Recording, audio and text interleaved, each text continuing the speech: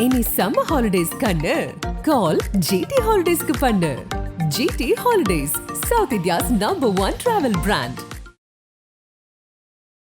தமிழக காங்கிரஸ் கமிட்டி தலைவராக செல்வ பெருந்தகை தேர்வு செய்யப்பட்டிருக்கிறார். 44 ஆண்டு 45 ஆண்டுகளுக்கு இடைவெளி, யாருமே அந்த சமூகத்திலேருந்து வரல. அந்த இடத்துக்கு இவரை கொண்டு வந்திருக்காங்க. அது வரைக்கும் மகிழ்ச்சி, வாழ்த்துக்கள். சரி, இந்த நேரத்தில் கொண்டு வந்து வச்சது இருக்குல்ல, அது மிகப்பெரிய இடியாப்ப சிக்கலான நேரம். இந்த நேரத்தில் இவரை கொண்டு வந்ததுக்கு பின்னணியில் திமுக இருக்கலாம் அப்படிங்கிற ஒரு விமர்சனம் இருக்கு. பின்னணிலாம் இல்லை, அதுதான் முன்னணியே. அது என்னென்னா, இங்கே காங்கிரஸை பொறுத்த வரைக்கும் தமிழ்நாடு காங்கிரஸ் கமிட்டின்னு பேர் தான் இருக்குது வழியா, அது திமுகவோட ஒரு கிளை கழகம் அப்படின்னு தான் பார்த்துட்டு பாவிச்சுட்டு இருக்கிறாங்க. உடனே டெல்லியும் புரிஞ்சுக்குது, சரி இது எல்லாம் இடியாப்ப சிக்கலாக இருக்குது, அழகிரி ரொம்ப காலமும் இருந்துட்டாரு, கொஞ்சம் அனுப்பிச்சி வச்சிருவோம் அப்படின்றதால அனுப்பிட்டு இப்போ செல்வ பெருந்தகை கொண்டு வந்துக்கிறார். திமுகவுக்கு இது அனுகூலமாக தான் இருக்கும். கொஞ்சம் பேசி ஒரு 7 தொகுதின்றதில் பேசி அதில் கொஞ்சம் அதனால் சீட்டு வாங்கி நின்று ஜெயிச்சுட்டு வர வழியை பார்க்கணுன்றதுக்காக இப்போ வச்சிருக்கிறாங்க. திமுக இது பின்னணியில் இருக்குன்ற ஒரு விமர்சனம் தாண்டி திமுக ஏன் இவரை கொண்டு வந்ததுன்னா, திருமாவளவன் அவர்களுக்கு ஒரு செக் வைக்கணும். ஏன்னா கூட்டணியில் அவர் 4 சீட்டு கேட்குறாரு. அந்த இடத்த நீங்கள் இன்னொருத்தரை வச்சு நிவர்த்தி பண்ணவே முடியாது. நீங்கள் செல்வ பெருந்தகையை கொண்டு வந்து வச்சாலும் சரி, இல்லை யாரோ ஒருத்தரை கொண்டு வந்து வச்சுக்கிட்டு இருந்தாலும் சரி, விடுதலை சிறுத்தைகள் திருமாவளவன் நீங்கள் ஒதுக்குனீங்கன்னாவே அந்த பட்டியல் சமூகத்து மக்கள்கிட்ட இருந்து திமுகவுக்கு பெரிய அதிருப்தி கட்டாயம் வந்துடும். விடுதலை சிறுத்தைகளில் துணை பொதுச் செயலாளர்னு ஒரு பதவி உருவாக்கப்பட்டு ஆதவ் அர்ஜுன் அப்படின்ற ஒருவர் நியமிக்கப்பட்டிருக்கிறார். இப்போது திடீர்னு எங்கேருந்து வந்தார் ஆதவ் அர்ஜுன்? இவருக்கு ஏன் இவ்வளோ முக்கியத்துவம் தரப்படுது? விடுதலை சிறுத்தைகள் கட்சியில் செல்வ பெருந்தகையான் திடீர்னு உள்ளே வந்து நுழைஞ்சார். எப்படி அவருக்கு அந்த பதவி அப்போ கிடைச்சது? இந்த சமூகத்தில், இந்த மாற்று சமூகத்தில் இருக்கிற நிறைய பேர் உள்ள வீழ்ச்சிக்கால இருக்காங்களே, அவங்களுக்கு அந்த பதவியை நீங்கள் கொடுத்துருக்கணுமா இல்லையா? ஏன் அவங்களுக்குலாம் கொடுக்க வேண்டியதானே அந்த பதவியை? அது கொடுத்தா பொது கட்சின்னு பேர் வராத? ஆதவ அர்ஜுன்னாக்கா பின்னாடி செல்வம் இருக்குது இல்லை உங்களுக்கு? பொது கட்சின்னா அப்போ நீ இந்த சமூகத்துக்கான அங்கீகாரம் வாங்கிக்கிட்டு, அந்த சமூக மக்களுடைய எல்லா உழைப்பையும் வாங்கிக்கிட்டு, அந்த சமூக மக்களுக்கான கட்சின்னு பேர் சொல்லிட்டு பொது கட்சியாக நான் மாற போகிறேன்னா எப்படி? அப்போ இந்த சமூகத்துக்கு ஒரு கட்சி வேணும்னு ஒன்று புறக்கணிச்சிட்டு வேற ஒரு தலைமை இருக்கிறதுக்கு நீங்கள் ஒத்துக்கிறீங்களா? இது நீங்கள் உங்களை நம்பி அந்த மக்கள் எனக்கான நம்பிக்கை நட்சத்திரம் திருமாவளன்றதுக்கு நீங்கள் துரோகம் பண்ணுறீங்க. திரும்ப நீங்கள் ஏமாத்துறீங்க, அந்நியப்பட்டுக்கிட்டே வரீங்க. ஆதவ அர்ஜுனுடைய நியமனத்துக்கு பின்னாடி விமர்சனங்களாக வைக்கப்படுது. ஒன்று அவருடைய குடும்பம் சார்ந்தது. அவர் லாட்ரி மார்ட்டினுடைய மருமகன். இன்னொரு பக்கம் இவருக்கும் திமுக, குறிப்பாக சபரிசனுக்கும் அவருக்குமான தொடர்பு. இந்த 2 விமர்சனமும் இல்லை. அது முதல்ல இங்கே என்னன்னா, திமுகவில் கேட்டார். நீங்கள் சொன்னீங்கல்ல, லாட்ரி மார்ட்டின் வருஷத்துக்கு 4000 கோடி ஜிஎஸ்டி மட்டுமே 4000 கோடி கட்டுற குடும்பம். அவங்களுடைய நோக்கம் என்னென்னா, அரசியல் செல்வாக்கு நமக்கு வேணும். சீட்டு வாங்கிட்டு ஒரு அதிகாரம், ஒரு அங்கீகாரம். நாளைக்கு இந்த கட்சி திருமாவளவன் அவர்கள்கிட்ட இருக்குமா இல்லை ஆதவ் அர்ஜுன் கிட்ட இருக்குமா, அது நமக்கு தெரியாது காலப்போக்கில். நாம் தமிழர் கட்சியோடைய அந்த சின்னம் அது வேற ஏதோ ஒரு கட்சிக்கு, ஆள் அட்ரஸ் இல்லாத ஒரு கட்சிக்கு ஒதுக்கப்படுது. இப்போ அடுத்த கட்டமாக நாம் தமிழர் என்ன செய்யும்? இல்லை, ஏதோ ஒரு அரசியல் உள் விளையாட்டு இருக்குதுன்ற மாதிரி தான் நான் நினைக்கிறேன்.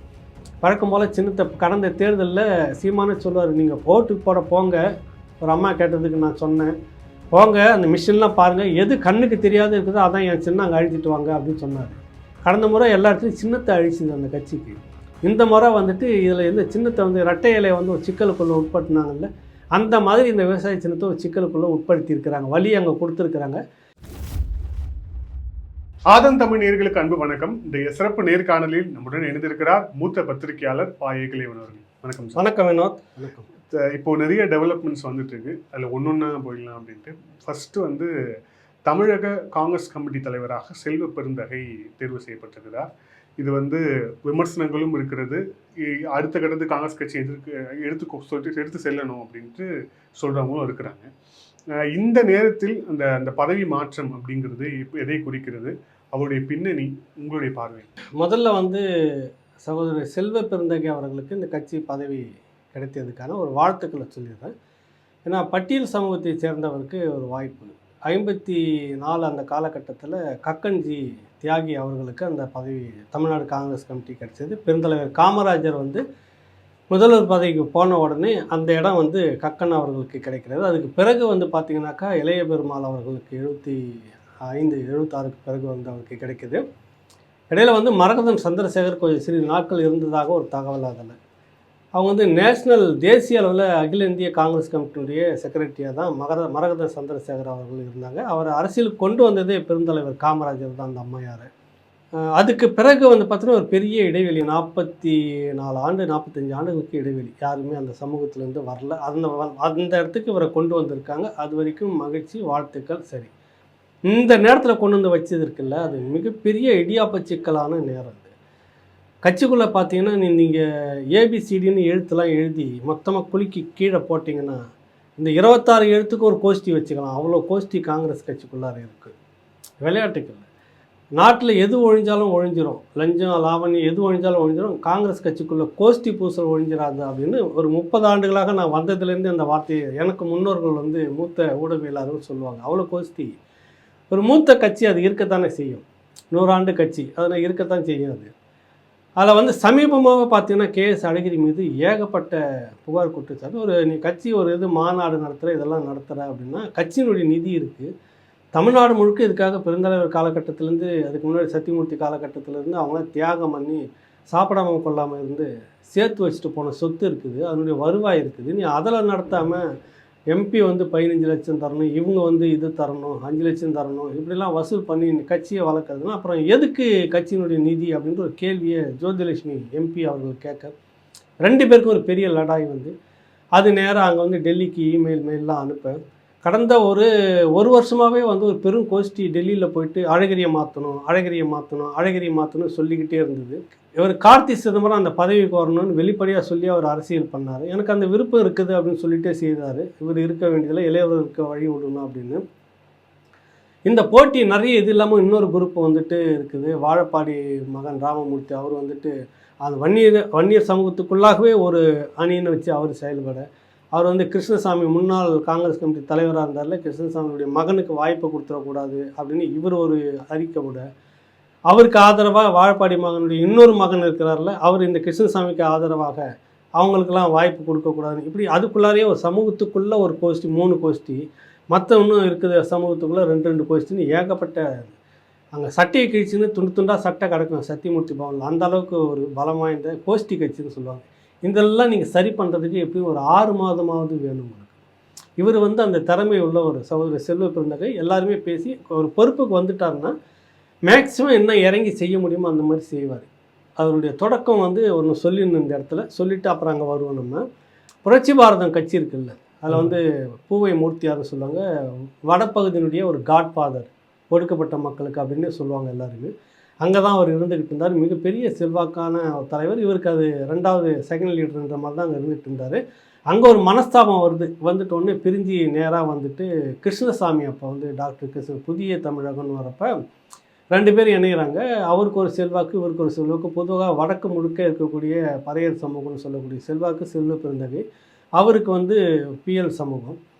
இந்த 2 பேரும் சேர்ந்துட்டு இருப்பாடு சென்னைக்குள்ளே ஏதாவது புதிய தமிழகத்துக்கு நீங்கள் நெருக்கடி கொடுத்தீங்கன்னா அரசு உடனே சென்னை அப்படி ஸ்தம்பிச்சு போயிடும். திரிசூலத்தில் இறங்கிடுவாங்க. அந்த பகுதி மக்கள் நிறைய வேலை செய்கிறாங்க. கிருஷ்ணசாமி சமூகத்தை சேர்ந்தவங்க எல்லாமே அந்த பக்கம் 2-3 கிராமம் இறங்கிடுவாங்க ரோட்டில். திரிசூலம் ஜாம் ஆகிடும் விமான நிலையம். இங்கே சிட்டிக்குள்ளே பார்த்தீங்கன்னாக்கா பூந்தமல்லி பிளாக்காகவும் சிட்டியில் முக்கியமான பகுதிகள்லாம் தடுத்துருவாங்க மக்கள். ஜேன்னு வரும் கூட்டம். அதெல்லாம் தாங்க முடியாமல் உளவுத்துறை பிரிச்சுதா இல்லை அவங்களுக்குள்ளே பிரிச்சுட்டாங்களான்னு தெரியாது. 2 பேருக்குமே லடாய் ஆகி, அதாவது இங்கே செல்வாக்கே நான் தான், செல்வ பெருந்தகை தான். நான் என் சப்போர்ட்டில் தான் நீங்கள் இருந்துட்டு அரசியல் பண்ணிக்கிறேன், என்னை மதிக்காமல் இருந்துட்டுக்கிறியான்னு அவருக்கு ஒரு கட்டத்தில் வருது. ஈகோ கிளாஷ் ஆகுது 2 பேரும்.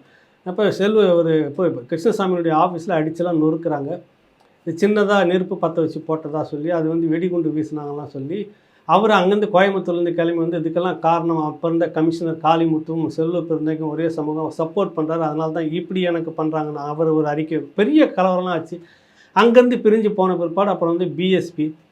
எதுக்கு சொல்ல வந்தேன்னா, இங்கே வந்தோடனே புதிய தமிழகம் ஒரு ஓஹோன்னு இருந்தது சென்னைக்குள்ளே. அப்போ அப்படியே ஒரு ரேஸ் ஏறிக்கிட்டே இருந்தது. ஒன்றும் நீங்கள் பண்ண முடியாது, அவங்களாம் பகச்சிக்கவே முடியாது. அது ஆளுங்கட்சியாக இருந்தால் யார் கட்சியாக இருந்தாலும் நிற்க வச்சு தண்ணி காட்டிடுவாங்க, அப்படி இருக்கும். அது அப்படியே இவர் செல்வாக்கு இருந்தோடனே அவரும் அப்படியே போயிடுச்சு அவங்களுக்கு. அதுக்கடுத்து பிஎஸ்பிக்கு போனார். அங்கேயும் ஒரு அளவுக்கு அப்படியே முன்னே எடுத்தோடனே கிளாஸ் ஆகுது, வெளியில் வராரு. அதுக்கு அடுத்தது வந்துட்டு அப்படியே பார்த்துட்டு இருக்கிறாரு. அப்போ தான் திருமாவளவன், அதுக்கு முன்னாடி அவருக்கு வந்து ஒரு வழக்கில் வந்து சிக்கலாகுது. அப்புறம் அந்த நேரத்தில் தான் கால் வந்து அடிபட்டு உடையுது அவருக்கு. அந்த மருத்துவமனை ராயப்பேட்டை மருத்துவமனையில் இருக்கிறப்ப தான் விடுதலை சிறுத்தைகள் திருமாவளவனும் அவருக்குமான ஒரு சந்திப்பு நடக்கிறது. சந்திப்பை பற்றி தோழர் செல்வ பெருந்தைக்கு இன்னும் விளக்கமாகவே தெரியும்னு நான் நினைக்கிறேன். அப்புறம் அந்த கட்சியில் ட்ராவல் பண்ணிகிட்டே இருக்கிறாரு. அப்பவும் ஒரு பெரிய அளவில் செல்வாக்கு வந்துக்கிட்டே இருக்குது. அங்கேயும் 2 பேருக்குமாக ஒரு கிளாஷ் நடக்குது சில காரணங்களால். அது அவங்களுக்குள்ளே தான் பேசணும் அதை.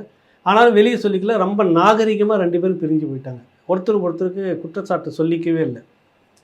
அதுக்கு பிறகு தான் அவர் வந்துட்டு பாசி சிதம்பரம் அவர்களை பிடிச்சி நேராக டெல்லி அரசியல் அப்படி இப்படின்னு பேசி கட்சிக்குள்ளே வந்து சீட்டும் பொறுப்பு முதல்ல வந்துட்டு ஆதி திராவிடர் நலத்துறை அது காங்கிரஸ் கட்சியில் போனோன்னாவே முன்னாடி நுழைஞ்ச உடனே ஆதி திராவிடர் நலத்துறை மாதிரி இது எஸ்சி பிரிவு தனின்னு ஒரு ஆஃபீஸ் தனியாகவே இருக்கும். இப்படி வச்சுன்னு ஜாதி ஒழிக்கிற ஒரே கட்சி காந்தி பேரில் இவங்க மட்டும்தான் நினைக்கிறேன். அது மாதிரி தனியாக வச்சு அங்கே இருப்பார். அப்புறம் கொஞ்சம் கொஞ்சமாக பதவி வந்தது. அப்புறமா சட்டமன்ற உறுப்பினர் ஆனார். அதெல்லாம் அந்த கட்சியினுடைய செல்வாக்கு. இப்போ வந்து காங்கிரஸில் வந்து பெரிய போட்டி யாராக இருக்குன்னா KS அழகிரி தாண்டி யார் அப்படின்றப்ப சிதம்பரத்தினுடைய மகன். இப்போ அவருக்கு கொடுத்தீங்கன்னா நிறைய சிக்கல்லாம் வரும். அதுனா குடும்ப வாரிசு, அப்பா அங்கே புள்ள இங்கேயா அப்படின்னு வரலாம். இப்போ தான் பதவி உடனே இந்த பதவி இப்போ பல கேள்விகள் வரலாம்ல. அதனால் சரி வேணால் என் ஆள் ஒருத்தர் இருக்கிறாரு கொடுத்துருன்றப்ப செல்வ பெருந்தகைக்கு லக்கு. இந்த ஜோதிமணி இது வேற வந்து பெரிய வார் நடத்திட்டு இருந்ததில்ல, அது எல்லா புகாரும் நேராக அங்கே கொண்டு போச்சு அழகிரி மேலே. யார் ராகுல்கிட்ட பெரிய தலைவலியாக இருக்குது மாற்ற வேண்டியது தானே அப்படின்னு சொல்லிட்டு மாற்றிட்டாங்க. இதான் ஆனால் என்னென்னா குறைஞ்சபட்சம் ஒரு வருஷத்துக்கு முன்னாடி மாற்றிருக்கலாம், ஒரு 6 மாதத்துக்கு முன்னாடி மாற்றிருக்கலாம். இந்த நெருக்கடியான நேரத்தில் அவர் வந்து போட்டதில் இப்போ உலகம் சமாளிக்கணும். கோஷ்டி சண்டையை சமாளிக்கணும். இப்போ சீட்டு ஒதுக்க போகிறதுல என் கோஷ்டிக்கு இத்தனை சீட்டு, வான் கோஷ்டிக்கு இத்தனை சீட்டு, இதை சமாளிக்கணும். ஆர்கனைஸ் பண்ணிவிட்டு நீங்கள் கேன்வாஸ் பண்ணி ஓட்டு கேட்க போகிறதுக்கு எந்தெந்த கோஷ்டிக்கு பின்னாடி வரப்போகுது முன்னாடி போக போகுது தெரியல, வராமல் போகிறது எஸ்கேப் ஆகுது எந்த கோஷ்டி, இதெல்லாம் பேசி முடிக்கிறதுக்கே 1 மாதம் ஆகிடும். ஆக இது ஒரு சிக்கலான நேரத்தில், சோதனையான ஒரு நேரத்தில், நெருக்கடியான ஒரு நேரத்தில் ஒரு முக்கிய பதவி கிடச்சிருக்குது. எப்படி தாக்கு பிடிப்பாருன்றது இருக்குது. அவர் சமாளிக்கக்கூடியவர் தான். ஆனால் இது ஒரு ரொம்ப சிக்கலான நேரம். 60 நாள் கிட்ட இருக்குது இன்னும் தேர்தலுக்கு. எந்த பஞ்சாயத்தை நீங்கள் முடிப்பீங்க? நீங்களே கொஞ்சம் யோசனை பண்ணி பாருங்கள். வரிசையாக முதல்ல இந்த வரிசையாக எத்தனை கோஷ்டியெல்லாம் வாங்க இந்த தேதிக்கு வாங்கன்றதுக்கு 1 மாதம் ஓடிடும். அப்புறம் அதுக்கு மேலே வந்து அவங்க இடையில அதெல்லாம் சட்டை கீழ்ச்சின்னு எல்லாம் ஒட்ட வச்சுன்னு வர்றதுக்கு இன்னொரு 5 நாள் ஆகிடும். அதுக்கு மேலே யார் யார் என்னென்ன குழு போடுறதுக்குன்னு ஒரு வழி ஆகிடும். இந்த சீனியர்கள்லாம் ரொம்ப பேர் இருக்கிறாங்க. KS அழகிரி வந்து நிறைய பேர் அதை இக்னோர் பண்ணியிருந்தாலும் நிறைய சீனியர்லாம் சத்தியமூர்த்தி பவனுக்கே வராமல் இருக்கிறாங்க. அது தெரியல உங்களுக்கு. இப்போ அவங்களெல்லாம் இவர் ஆர்கனைஸ் பண்ணணும். அதுக்கு தனியாக ஒரு 15 நாள் எடுத்துக்கிறதுக்கு போயிடும். இவர் அதெல்லாம் செய்யக்கூடியவர். ஆனால் டைம் இல்லையே. சோதனையான ஒரு நேரம் தான். இப்போ சீட்டு ஒதுக்குறப்ப ஒரு திமுகவினுடைய ஒரு அனுதாபின்ற மாதிரி பேச்சும் இருக்குது. அதுதான் அடுத்த கேள்வி வைக்கணும். ஏன்னா இந்த நேரத்தில் இவரை கொண்டு வந்ததுக்கு வந்து பின்னணியில் திமுக இருக்கலாம் அப்படிங்கிற ஒரு விமர்சனம் இருக்கு. ஏன்னா இவர் வந்து சட்டமன்ற உறுப்பினராக இருந்த காலகட்டத்தில் விடுதலை சிறுத்தைகள் வெளில வந்தப்போ கிட்டத்தட்ட 2 ஆண்டுகள் இவர் சட்டமன்றத்துக்கு போகணுன்னா கூட அவருடைய பதவி அப்படியே வந்து நீட்டிக்கப்பட்டது. அதுக்கு வந்து திமுகவுடைய அனுகூலம் இவருக்கு இருந்தது. இப்போ 2021 வந்து இவங்க ஆட்சிக்கு வந்ததுக்கப்புறம் உள்ள ஒரு பொது கணக்கு உறுப்பினர் அப்படின்னு சொல்லிட்டு ஒரு பதவியும் வந்து இவருக்கு தந்தாங்க அப்படிங்கிறத பார்க்குறோம். ஸோ இப்போ காங்கிரஸ் வந்து அழகிரி 15 சீட்டு கேட்டுட்டு இருக்காரு. அந்த நிலைமையில் இப்போ மாற்றினதுக்கு திமுகவும் ஒரு பின்னணி இருக்கும்னு சொல்லப்படுது. பின்னணிலாம் இல்லை, அதுதான் முன்னணியே. அது என்னென்னா இங்கே வந்து காங்கிரஸை பொறுத்த வரைக்கும் தமிழ்நாடு காங்கிரஸ் கமிட்டின்னு பேர் தான் இருக்குது வழியாக. அது வந்து திமுகவோட ஒரு கிளை கழகம் அப்படின்னு தான் பாவிச்சுட்டு வராங்க. அங்கே தான் சோனியா காந்தி அங்கேருந்து வந்தாலே நமக்குன்னு ஒரு ஆஃபீஸ் இருக்குது சத்தியமூர்த்தி பவன், இங்கே போய் பேசுவோம் அப்படின்லாம் இல்லை. நேராக கோபாலபுரத்தில் உட்காந்துட்டு அங்கே தான் சந்திப்பாங்க. இது கடந்த காலங்களில் நிறைய ஊடகங்கள்லாம் எழுதியிருக்கு. என்னென்னா காங்கிரஸ் கமிட்டியை பொறுத்த வரைக்கும் அது திமுகவினுடைய கருணையில் வாழும் கட்சி அப்படின்னு வச்சுக்கலாம். நீங்கள் தனித்து நின்று இந்த கட்சி எவ்வளவு சாதனைகளை பண்ணியிருக்கு இந்த தமிழ்நாட்டில், அந்த மாதிரி திராவிடம் இது வரைக்கும் பண்ணலை, இந்த திராவிட கட்சி பண்ணலைன்னு நெஞ்சிரத்தோடு பிரச்சாரம் பண்ணி செய்யக்கூடிய தலைமை இன்னும் தமிழ்நாட்டில் அமையலை. ஒரு சில பேர் இருக்கிறாங்க. திருச்சி வேலுசாமி ஐயாவை சொல்லலாம், இன்னும் 2 பேர் இருக்கிறாங்க சொல்லலாம். அந்த மாதிரி அவங்க வந்து இப்படியான கட்சி அரசியலை வளர்க்கக்கூடியவர்கள். அப்படி வந்துட்டாக்கா இங்கே அந்த கட்சி கீழே போய் காங்கிரஸ் மேலே வந்துடும்ல. தமிழ்நாட்டுக்குள்ளே கட்சி வளர்க்காத ஒரு ஆளாக பாரு, அவனுக்கு நம்ம கட்சி தலைவர் பதவி கொடுத்துரும் அப்படின்னு சத்தியம் பண்ணிட்டு வேலை செய்கிற ஒரே கட்சி காங்கிரஸ் கட்சி தான் டெல்லி. தமிழ்நாட்டுக்குள்ளே வினோத் வந்து கட்சியை வளர்த்துருவாருன்னா அவருக்கு மட்டும் கொடுத்துடக்கூடாது. யார்ப்பா கோபாலபுரத்துக்கு அனுகரணமாக இருக்குது, அங்கே அனுசரணையாக இருக்குது யார், அவருக்கு கொடுத்துருங்க, சரியாக இருக்கும். இப்படி ஒரு கட்சியை நீங்கள் பார்த்துருக்கீங்களா? அது இவருக்கு தான் சொல்லலை, இதுக்கு முன்னாடி இதே அழகிரியாக அவங்க தொடக்கத்தில் ரொம்ப அனுசரணையாக இருந்தவர் தான். அங்கே இடையில வந்து அவங்களுக்குள்ளாரே போஸ்ட் ரொம்ப முந்திக்கிட்டு அங்கே வந்து வேப்பலை அடிக்கிறது யார் அப்படின்றப்ப ஒரு கொஞ்சம் பின்னாடி இருக்கிறாரு.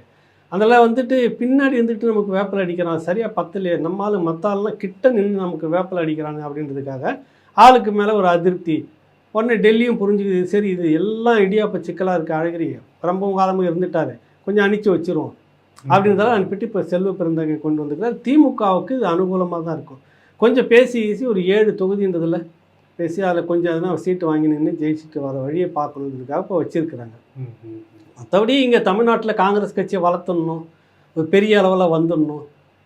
கிட்டத்தட்ட 67க்கு பிறகு மாநில கட்சி மட்டுமே தான் ஆண்டுக்கிட்டு இருக்குது. அதை தூக்கி அடிச்சுட்டு தேசிய கட்சி ஒன்று வரணும் அப்படின்னு இப்போ கர்நாடகாவில் வந்து போயிட்டாங்க, காங்கிரஸ் வந்து போயிட்டாங்க, ஆந்திராவில் வந்து போயிட்டாங்க, கேரளாவில் சொல்ல வேணாம், மாறி மாறி வந்துட்டு இருப்பாங்க கம்யூனிஸ்ட்டும் காங்கிரஸும். தமிழ்நாட்டுக்குள்ளே மட்டும் முடியலைன்னா காரணம் இப்படிப்பட்ட ஆட்களை செலக்ட் பண்ணுது டெல்லி. தமிழ்நாட்டுக்குள்ளே தான் திமுக நோகாமல் நம்ம கட்சியை வளர்த்துக்கணும், அவங்க அனுசரணையில் நம்ம கட்சியை மறுபடியும் பழப்பு ஓட்டிக்கிட்டே போகணும். அங்கெல்லாம் கட்சிகளாக நிற்கிறது தனித்து, இங்கே வந்து ஒட்டுண்ணியாக வச்சுருவாங்க, நீ ஒட்டி மட்டும் வாழ்ந்துட்டு போனால் போதும் நமக்கு அப்படின்னு. அதனால் இப்படி தலைவர்கள் வராங்க. அதில் இவர் கொஞ்சம் அனுகூலமானவர் அப்படின்னு சொல்கிறாங்க. பார்க்கலாம் போக போக. இல்லை, இன்னொரு விமர்சனம், திமுக வந்து இது பின்னணியில் இருக்குன்ற ஒரு விமர்சனம் தாண்டி திமுக ஏன் இவரை கொண்டு வந்ததுன்னா திருமாவளவன் அவர்களுக்கு ஒரு செக் வைக்கணும். ஏன்னா வந்து கூட்டணியில் அவர் வந்து 4 சீட்டு கேட்குறாரு. ஸோ 4 சீட்டு கேட்குறாரு. அந்த பழைய சமுதாயத்தின் ஒட்டுமொத்த பிரதிநிதியாக அவர் வந்து குரல் எழுப்புறாரு. ஸோ அங்கே வந்து ஒரு செக்கு வந்து வைக்கணும், காங்கிரஸுக்கும் கம்மி சீட்டு தரணும், அதே நேரத்தில் வந்து திருமாவளவனுக்கும் செக் வைக்கணுங்கிறதும் இவரை கொண்டு வந்ததுக்கான இன்னொரு பின்னணின்னு சொல்கிறாங்க. அது ஏற்படையில எனக்கு அதில் அந்த கோணத்தில் நான் பார்க்கவே இல்லை. அது வந்து சில பேர் சொன்னாங்க, பேசுனாங்க, நான் அதை அவங்கக்கிட்ட மறுத்துனேன். இந்த விவாதம் வந்தது நம்மக்கிட்ட. சொல்கிறப்ப என்னதான் இருந்தாலும் செல்வ பெருந்தகை காங்கிரஸ் தான். விடுதலை சிறுத்தைகள்ன்றது அந்த மக்களுக்காகவே ஒரு 30 ஆண்டுகளுக்கு மேலே அவருடைய உழைப்பை நீங்கள் எந்த விதத்திலையும் குறை சொல்ல முடியாது. அரசியலில் எடுக்கிற முடிவுகள் வேறையாக இருக்கும் சமயத்தில், அது வந்து விமர்சனத்துக்கு உட்படலாம். பட் அந்த மக்களுக்கானது அப்படின்னாக்கா அது விடுதலை சிறுத்தைகள் மட்டுமே தான். அவ்வளோ இழந்திருக்கு அந்த மக்களுக்காக. அந்த இடத்த நீங்கள் வந்து இன்னொருத்தரை வச்சு நிவர்த்தி பண்ணவே முடியாது. நீங்கள் செல்வ பெருந்தகை அவர் அந்த சமூகத்தை சேர்ந்தவர், அதனால் அவர் கொண்டு வந்து வச்சுக்கிட்டா நமக்கு சுமூகமாக இருக்கும், தலித்து மக்கள் விரோதம் இல்லை அப்படின்னாங்க. விடுதலை சிறுத்தைகள் நீங்கள் ஒதுக்கிட்டிங்கனாவே அந்த மக்கள் மேலே, அந்த மக்களுக்கு உங்கள் மேலே, திமுக மேலே ஒரு பெரிய அதிருப்தி கட்டாயம் வந்துடும். கட்டாயம் 100% வந்துடும். நீங்கள் செல்வ பெருந்தகையை கொண்டு வந்து வச்சாலும் சரி, இல்லை யாரோ ஒருத்தரை கொண்டு வந்து வச்சுக்கிட்டு இருந்தாலும் சரி, விடுதலை சிறுத்தைகள் திருமாவளவன் நீங்கள் ஒதுக்குனீங்கனாவே அந்த பட்டியல் சமூகத்து மக்கள்கிட்ட இருந்து திமுகவுக்கு பெரிய அதிருப்தி கட்டாயம் வந்துடும். இல்லை நமக்கு இவர் வந்துட்டார் செல்வம், அது கிடையவே கிடையாது. அவர் காங்கிரஸ் கட்சிக்கான தலைவர், அவ்வளோதான். இந்த மக்களுக்கான கட்சியாக இருந்துட்டு செயல்பட்டு இருக்கிறது விடுதலை சிறுத்தைகள் தான். நீங்கள் ரெண்டையும் இணைச்சி அந்த கணக்கு இதில் கொண்டுட்டு வர முடியாது. அவர் வந்து கொஞ்சம் சமரசமாக பேசி ஏதாவது ஒன்று பண்ணி கெஞ்சி ஒரு சமரசத்தில் வந்து சுமூகமாக முடிக்கிற அளவுக்கு அவர் செய்வார். சீட்டு பேரங்கள்லேயும் மற்றது கட்சிக்குள்ளே இருக்கக்கூடிய தொகுதி யாராருக்கு இப்போ வாங்கிக்கிட்ட சீட்டு யாராருக்கு தரணுன்ற பஞ்சாயத்து இருக்குல்ல, அது இதை விட கொடூரமான யுத்த காலமாக இருக்கும். நீங்கள் வேணால் பாருங்கள். அதில் தான் செல்வ பிறந்தையே விட்டா போதுன்னு சட்டையை கிழிச்சின்னு வெளியே வந்து நிற்பார் ஒரு கட்டத்தில். அந்தளவுக்கு அதெல்லாம் சமாளிக்கக்கூடிய ஒரு நபராக போட்டிருக்கிறாங்க. அது வரைக்கும் பாராட்டக்கூடியது. ஏன்னா இவர் விடுதலை சிறுத்தைகள் வெளியேற்றப்படுவார், அதுக்காக வந்து செல்வ பிறந்தகைன்னா அந்த பெயரை அந்த இடத்தை செல்வ பெருந்தகை சமன் செய்ய முடியாது. அவர் பெரிய கட்சி தலைவராக இருக்கலாம், அது வந்து அந்த மக்கள்கிட்ட அவர் வந்து அந்த பட்டியல் சமூகத்து மக்கள்கிட்ட தனக்கான தலைவராக செல்வ பெருந்தகை அடையாளப்படுத்தலை. அவர் வந்து அந்த சமூகத்தை சேர்ந்த ஒருத்தர் காங்கிரஸில் இருக்கிறாரு, ஒரு எம்எல்ஏவா, அவ்வளோதான். அது வரைக்கும் தான் பார்க்குறாங்க. அதனால் அந்த கணக்கு இதுக்கு ஒத்து வராது. அவங்க ஒன்லி விடுதலை சிறுத்தைகளை தவிர்க்கிறாங்க அப்படின்னா அதனுடைய இழப்பு கட்டாயம் திமுகவுக்கு இருக்கும். அதுதான் என்னுடைய கணிப்பு 100%. 4 சீட்டு கேட்குறாங்க அப்படின்னாக்கா தாராளமாக கொடுக்கலாம். நான் தான் ஏற்கனவே சொல்லியிருக்கிறேன், நம்ம ஆதனில் தான் சொல்லியிருக்கிறேன். நீங்கள் 7 வந்து காங்கிரஸ் கொடுக்கறத விட அங்கே ஒரு 4 கொடுத்துட்டு 3 எடுத்து இந்த உங்களுக்கு கூடுதலாக கொடுத்தீங்கன்னா ஒரு 5 தொகுதியாக நீங்கள் கொடுத்தீங்கன்னா பலன் இருக்குது உங்களுக்குன்னு சொல்ல வரேன். இல்லை அப்படின்னு நீங்கள் சும்மா பேச்சுக்கு சொன்னீங்கன்னா இன்னைக்கு தேதிக்கு செல்வ பெருந்தகை அதே பட்டியல் சமூகத்தில் நிற்கிறோம், நீங்கள் தலைவராக போட்டுட்டு உங்கள் டீம் அப்படி தனியாக நிற்கட்டும் காங்கிரஸ், இவர் இந்த பக்கம் திருமாவளவன் மட்டும் தனியாக இப்போ ஓட்டு கேட்டுன்னு போட்டு அந்த சமூகத்துக்கிட்ட யாருக்கு வாக்கு அதிகமாக வருதுன்னு பார்ப்போம். காங்கிரஸ் மொத்தமும் சேர்ந்து பிரச்சாரம் பண்ணிட்டு இவங்க மட்டுமே சிறுத்தைகள் பண்ணிட்டு சிறுத்தைகளுடைய வாக்கு தான் அதிகமாக இருக்கும். அப்போ திமுகவுக்கு யார் வந்து பலன் கொடுக்க முடியும்? யாருடைய வாக்கு? நீங்கள் தனித்தனியாக கூட்டணியில் நின்று வாக்கு வாங்கிட்டு அந்த பர்சன்டேஜ் வச்சுன்னு பேசாதீங்க, தனித்து நில்லுங்க, உங்களுக்கு எவ்வளோ வருதுன்னு பாருங்கள். அப்போ அது எதுக்கு சொல்ல வந்தோன்னாக்கா, நீங்கள் காங்கிரஸால் விடுதலை சிறுத்தைகளான்னு நீங்கள் முடிவு பண்ணிங்கனாக்கா விடுதலை சிறுத்தைகளுக்கு முக்கிய இடத்த கொடுக்கலாம். ஆனால் உங்களுக்கு டெல்லி அரசியல் வேணும் இல்லை, அதுக்காக நீங்கள் காங்கிரஸுக்கு முக்கியத்துவம் கொடுக்குறீங்க. பெரிய கட்சின்னு நினச்சிக்கிட்டு 7 சீட்டு 8 சீட்டு அப்படின்ற மாதிரி பேசிகிட்டு இருக்கிறீங்க.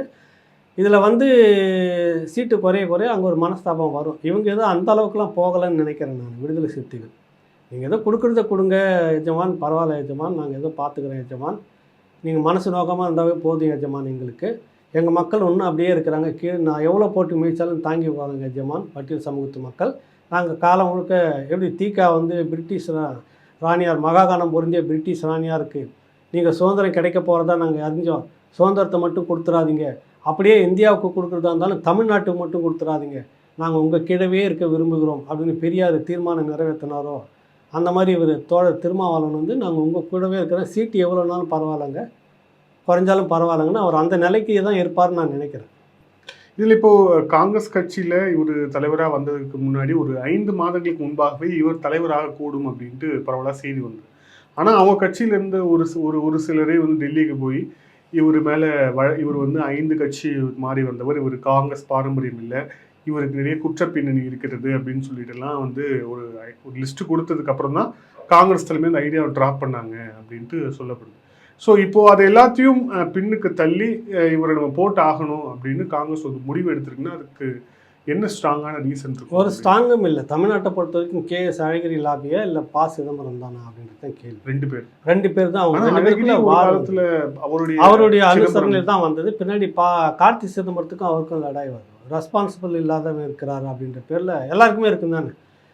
ஏகலைவன் சாரை நம்ம பார்த்து கொண்டு வந்து வச்சு நிற்க வச்சோம், அவர் வந்து இப்படி நம்மளை மீறி போகிறாரு அப்படின்றப்ப ஒரு வருத்தம் இருக்குமா இல்லையா? அந்த இதில் வந்துட்டு இங்கே முடிவு எடுக்க வேண்டியது வந்து இந்த டீம் தான் முடிவு எடுக்கணும். இப்போ அது காங்கிரஸ் சிதம்பரத்துக்கு உண்டானது தான் இவருக்கு கிடச்சிருக்கு. இந்த புகார்லாம் ஏற்கனவே போயிட்டு அவர் இது மட்டும் சொல்லலை, விடுதலை புலிகளுக்கு ஆதரவான கட்சியிலலாம் இருந்தார் ஒரு காலகட்டத்தில் அப்படின்லாம் செல்வ பெருந்தகை மேலே இருக்குது. இந்த குற்றச்சாட்டும் சேர்ந்து தான் டெல்லிக்கு அனுப்பிச்சாங்க. நிறைய மெயிலெலாம் பறந்தது, நாங்களும் அதை பார்த்தோம். அவருக்கு ராஜீவ்காந்தியை கொன்ற குற்றத்தோடு இவர் நெருங்கிய உறவில் இருந்து உதவியெல்லாம் செய்திருக்கிறார். முன்னாடி விடுதலை சிறுத்தைகள் இருந்தார்ல, அதுக்கு முன்னாடி போய் மூர்த்தியார்கிட்ட இருந்தாங்களா, அவங்களாம் அந்த இயக்கத்தை ஆதரித்தவங்களாம் இருந்தாங்கல்ல, அதை வச்சுட்டு ஒரு புகார் இப்படிலாம் பறந்தது டெல்லிக்கு. அதை மீறி அங்கே வந்து பிரச்சனை என்னென்னா அழகிரி இல்லைன்னா ப. சிதம்பரம் மகன் கார்த்திக். இப்போ கார்த்திக் கொடுக்குறதுல ஒரு சிக்கல் இருக்குது. தமிழ்நாட்டில் இன்னும் பெரிய அளவில் சிக்கல் வரலாம். அதனால சரி அவர் சொல்லக்கூடிய ஆளுக்கு கொடுத்துரு அப்படின்னு தான் அதை கொடுத்தாங்களே ஒழிய தடையை மீறிலாம் ஒன்றும் கொடுக்கல. தெரிஞ்சே தான் அவங்க கொடுத்துருக்காங்க. அவர் மேலே குற்றச்சாட்டுலாம் நிறைய போயிடுச்சு. உங்கள் குற்றச்சாட்டுக்கு போகாமல் இருக்கிறது காங்கிரஸ் கட்சியிலனாக்கா அது வந்து ஒரு பகல் கனவு தான் நீங்கள் நினச்சிக்கணும். எப்பயுமே அங்கே என்ன காங்கிரஸை பொறுத்த வரைக்கும் ஒருத்தர் தலைவராக வர்றதுக்கு முயற்சி பண்ணுறாருனாவே அவர் இங்கேருந்து ட்ரெயின் பிடிக்கிறதுக்கு முன்னாலே அங்கே ஃப்ளைட்டில் இறங்கி 10 பேர் கம்ப்ளைண்ட் கொடுத்துருவார். இவர் இங்கே ட்ரெயினில் போவார், அதுக்கு முன்னாடியே போயிட்டு 10 பேர் நின்று கதவு தட்டி இந்த மாதிரிமா அவர் வரப்போறாருமா, இந்த மாதிரி அவர் மேலே இவ்வளோ அலிகேஷன் இருக்குது, அவருக்கு கொடுத்துடாதீங்க அப்படின்னு சொல்லிட்டு வந்துடுதுங்க. ஆக இது அதாவது தமிழ்நாட்டுக்குள்ளே கட்சியை வளர்க்குறதுக்கு மக்கள்கிட்ட போகிறத விட கட்சியை வந்து இந்த குழு சண்டைக்காக மட்டும் டெல்லிக்கு போனது தான் இவங்க அதிகம். ஸோ இப்போ இந்த பதவியின் கொண்டு வரது மூலிமா சிதம்பரம் தன்னுடைய அதிகாரத்தை மீண்டும் நிலைநிறுத்தி கொண்டார்னு சொல்லலாம். அதுதான் இங்கே சிதம்பரம் ராஜ்யம் தான் நடக்குது. பாசியினுடைய ராஜ்யம் தான் தமிழ்நாடு காங்கிரஸ் கமிட்டின்றது திரும்ப நிரூபிக்கிறாரு. அதுக்கு எதிரான நபர்கள்லாம் கிட்டத்தட்ட விலைகள்லாம் போய் வேறு தனியாக போயிட்டாங்க. ஒரு காலத்தில் தமாக இருந்தது, அப்புறம் ஒரு காலகட்டத்தில் அது எப்படி இருந்ததுன்னு உங்களுக்கு தெரியும். இப்போ தெரிஞ்சு போட்டியாளர்கள் யாருன்னா இருக்காங்கன்னு தெரியல. யாருன்னா விஸ்வரூபம் எடுக்கணும் உங்களுக்கு. மத்திய மந்திரியாக இருந்தவர்களோ இல்லை நாடாளுமன்ற உறுப்பினராக இருந்த பழைய காங்கிரஸ் ஆட்கள் யாருன்னா ப. சிதம்பரம் அளவுக்கு விஸ்வரூபம் எடுக்கணும். முன்னாடி வாசன் இருந்தார், இப்போ யாரும் இல்லை யாருமே இல்லை. இப்போ அந்த அளவுக்கு டப் கொடுக்குற அளவுக்கு இப்போ யாருமே இல்லை. அது அந்த டீமுக்குள்ளாரையே 2-3 கிளைகளாக எல்லாம் சட்டையை பிடிச்சி நிற்கிறாங்க. அப்புறம் தானே நீங்கள் இங்கே வெளியில் வந்து பார்க்க முடியும். அதுவே பெரும்பாடாக இருக்குதுல்ல. முதல்ல அந்த உள் வட்டத்தை சட்டை முடிச்சுன்னு அடுத்த வட்டத்துக்கு அவங்க வரணும் இல்லை, முதல்ல சிக்கல் இருக்குது அவங்களுக்குள்ளார. அதனால் இங்கே ப. சிதம்பரம் சொல்கிறது தான் அங்கே ராஜ்யம், அதுதான் நடந்துக்கிட்டு இருக்குது. விடுதலை சிறுத்தைகளில் துணை பொதுச் செயலாளர்னு ஒரு பதவி உருவாக்கப்பட்டு ஆதவ் அர்ஜுன் அப்படின்று ஒருவர் நியமிக்கப்பட்டிருக்கிறார். அவருக்கு தான் இப்போது திமுகவில் ஒரு பொது தொகுதியை கேட்டு விசிக பெற இருக்கிறது அப்படின்ட்டு சொல்லப்படுது. இப்போது திடீர்னு எங்கேருந்து வந்தார் ஆதவ் அர்ஜுன்? இவருக்கு ஏன் இவ்வளோ முக்கியத்துவம் தரப்படுது? முதல் தேர்தலே அவருக்கு வந்து சீட்டு கொடுக்கணுங்கிற அளவுக்கு ஏன் போகுது? விடுதலை சிறுத்தைகள் கட்சியில் செல்வ பெருந்தகை ஏன் திடீர்னு உள்ளே வந்து நுழைஞ்சார்? எப்படி அவருக்கு அந்த பதவி அப்போ கிடைச்சது? கேள்வி அப்படியே வைங்க. செல்வ பெருந்தகை அவர்களும் இப்போ இருக்க காங்கிரஸ் கட்சி தலைவராக இருக்கக்கூடிய சகோதரர் செல்வ பெருந்தகையும் திருமாவளவனும் நான் பேச்சுலராக இருந்த அந்த ரூமுக்கு மாலை இரவு ஒரு 7-8 மணிக்கு வந்தாங்கன்னா அதிகாலை 5 மணி வரைக்கும் பேசிட்டு போவாங்க. அப்படி 2 சந்திப்பு நடந்தது. அதுக்கான சாட்சியங்களும் இருக்குது. எடுத்த உடனே அவருக்கு பதவி அவ்வளோ முக்கியத்துவம் கொடுத்துட்டு இருந்தாங்க. அப்போ ஏன் கொடுத்தாங்க? அப்போ காரணம் அவர்கிட்ட செல்வம் இருந்தது. புரியுதில்ல? நீயும் நானும் அந்த கட்சியில் இத்தனை வருஷம் மட்டும் இல்லை செல்வம். நான் அதை தான் சொல்ல வரேன். நான் அந்த செல்வத்தை சொல்ல வரேன். பணம் இல்லைன்னா நீங்கள் இப்போ அந்த கட்சியில் வந்து அதே இப்போ அவர் சொல்கிறாரு ஒரு பொது கட்சியாக இது வரணும் அப்படின்ற அவர் பேசுனதெல்லாம் நான் கேட்டேன். பிறகு விளக்கம் கொடுத்து ஒரு மணி நேரத்துக்கிட்ட பேசுனது நான் கேட்டேன். சுற்றி வளைச்சு சொல்ல வராரு, இது வந்து ஒரு ஒடுக்கப்பட்ட சமூகத்துக்கான தலித் கட்சின்ற முத்திரை இருக்குது, அதை உடச்சிக்கிட்டு ஒரு பொது கட்சியாக வருவதில் உங்களுக்கு என்ன இவ்வளோ கசப்புன்னு விமர்சனம் பண்ணுறவங்களை இருக்கிற தோழர்களையும் நான் பார்க்குறேன்.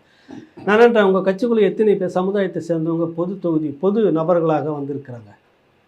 பேரெல்லாம் சொன்னாக்கா அது உடனே வந்து அவங்கள நம்ம டார்கெட் பண்ணுறோன்னு அவங்க நினைப்பாங்க, இல்லை அவர் சொல்லி கொடுத்ததை இவங்க நினச்சிப்பாங்க. வினோத்னு ஒருத்தர் கிட்டத்தட்ட இளம் வயசுலேருந்து அவர் வேறு சமூகம். அந்த சமூகத்தில் இருக்கிற பெரிய செல்வந்தர்கள்லாம் நீ என் கட்சிக்கு வந்து நீ ஏன் அங்கே போகிறேன்னா, அண்ணன் பேச்சை நான் கேட்டுட்டேன், அது நஷ்டமோ லாபமோ நான் அங்கேயே போய் சேர்ந்துருவேன் வெளிப்படையாக சொல்கிறேன். கிட்டுன்னு ஒருத்தர் உடையாத சமூகம். சின்ன வயசுலேருந்து நான் பார்க்குறேன். 30 வருஷத்துக்கிட்ட நான் பார்த்துன்னுக்கிறேன் அவரை. இன்னும் மண்டல செயலாளர், அது கூட இப்போ இல்லைன்னு நினைக்கிறேன்.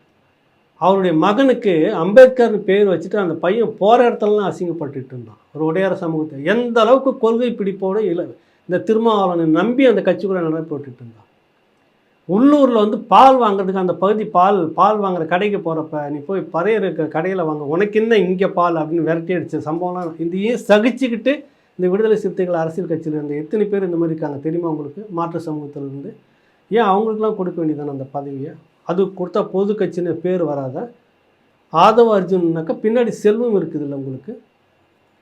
என்ன காரணம்? எப்படி நீங்கள் வந்து கொடுத்தீங்க வச்சுக்குங்க, நீ இல்லைன்னு சொல்ல வரல. பொது கட்சின்னா அப்போ நீ இந்த சமூகத்துக்கான அங்கீகாரம் வாங்கிக்கிட்டு அந்த சமூக மக்களுடைய எல்லா உழைப்பையும் வாங்கிக்கிட்டு அந்த சமூக மக்களுக்கான கட்சின்னு பேர் சொல்லிட்டு பொது கட்சியாக நான் மாற போகிறேன்னா எப்படி? அப்போ இந்த சமூகத்துக்கு ஒரு கட்சி வேணும்னு ஒன்று புறக்கணிச்சிட்டு வேறு ஒரு தலைமை இருக்கிறதுக்கு நீங்கள் ஒத்துக்கிறீங்களா? கரெக்டாக தப்பா சொல்லுங்கள். நீங்கள் இந்த சமூகத்தில் இந்த மாற்று சமூகத்தில் இருக்கிற நிறைய பேர் உள்ள வீழ்ச்சிக்கால இருக்காங்களே, அவங்களுக்கு அந்த பதவியை நீங்கள் கொடுத்துருக்கணுமா இல்லையா? இந்த உடையார் சமூகத்தை சேர்ந்த இந்த தம்பி இன்னும் அப்படியே இருக்கிறாரு. பின்னாடி வந்த ஷானவாஸுக்கு பதவி சிறுபான்மையினர் அப்படின்னு. சரி, அவர் எத்தனை கூட்டத்துக்கு எத்தனை சிறுபான்மையினர் மக்களை கூட்டிகிட்டு வந்து சேர்த்துருக்கிறார்? இது இருக்கு, இந்த கேள்வி இருக்குதா இல்லையா? பாலாஜி சகோதரர் திருப்பூர் சட்டமன்ற உறுப்பினர் இருக்குது. அவர் எத்தனை வன்னியர் சமூகத்தை சேர்ந்தவர் பொதுவாக இருக்கட்டும், இல்லைன்னு நான் சொல்ல வரல. எத்தனை இடத்துல அவர் கொடி ஏற்றிருக்கிறாரு? வன்னியர் பகுதியில் கொடி ஏற்றிருக்கிறாரா? பிற்படுத்தப்பட்ட பகுதியில் போய் கொடி ஏற்றிருக்காங்களே, கொடியை இறக்கி சுருட்டி வச்சுட்டு அந்த பகுதியில் போய் ஓட்டு கேட்டது தான் நடந்திருக்கு இது வரைக்கும். அப்புறம் நீங்கள் ஏன் அதை வந்து நீ வலிஞ்சி பொது தொகுதியாக மாறணும்? பொது தொகுதி அப்போ பொது தொகுதியில் போய் நில்லுங்க. ஏன் ரிசர்வ் தொகுதி கேட்குறீங்க? தனி தொகுதி ஏன் கேட்குறாரு திருமாவளவன்? பொது தொகுதியாக மாறணும்னு சொல்கிறீங்க, கரெக்டா? இல்லை, ஆனால் பொது கட்சி தனி தொகுதி தான் கொடுக்குறாங்களே கூட்டணியில். அதான் நீ பேசு, போராடு.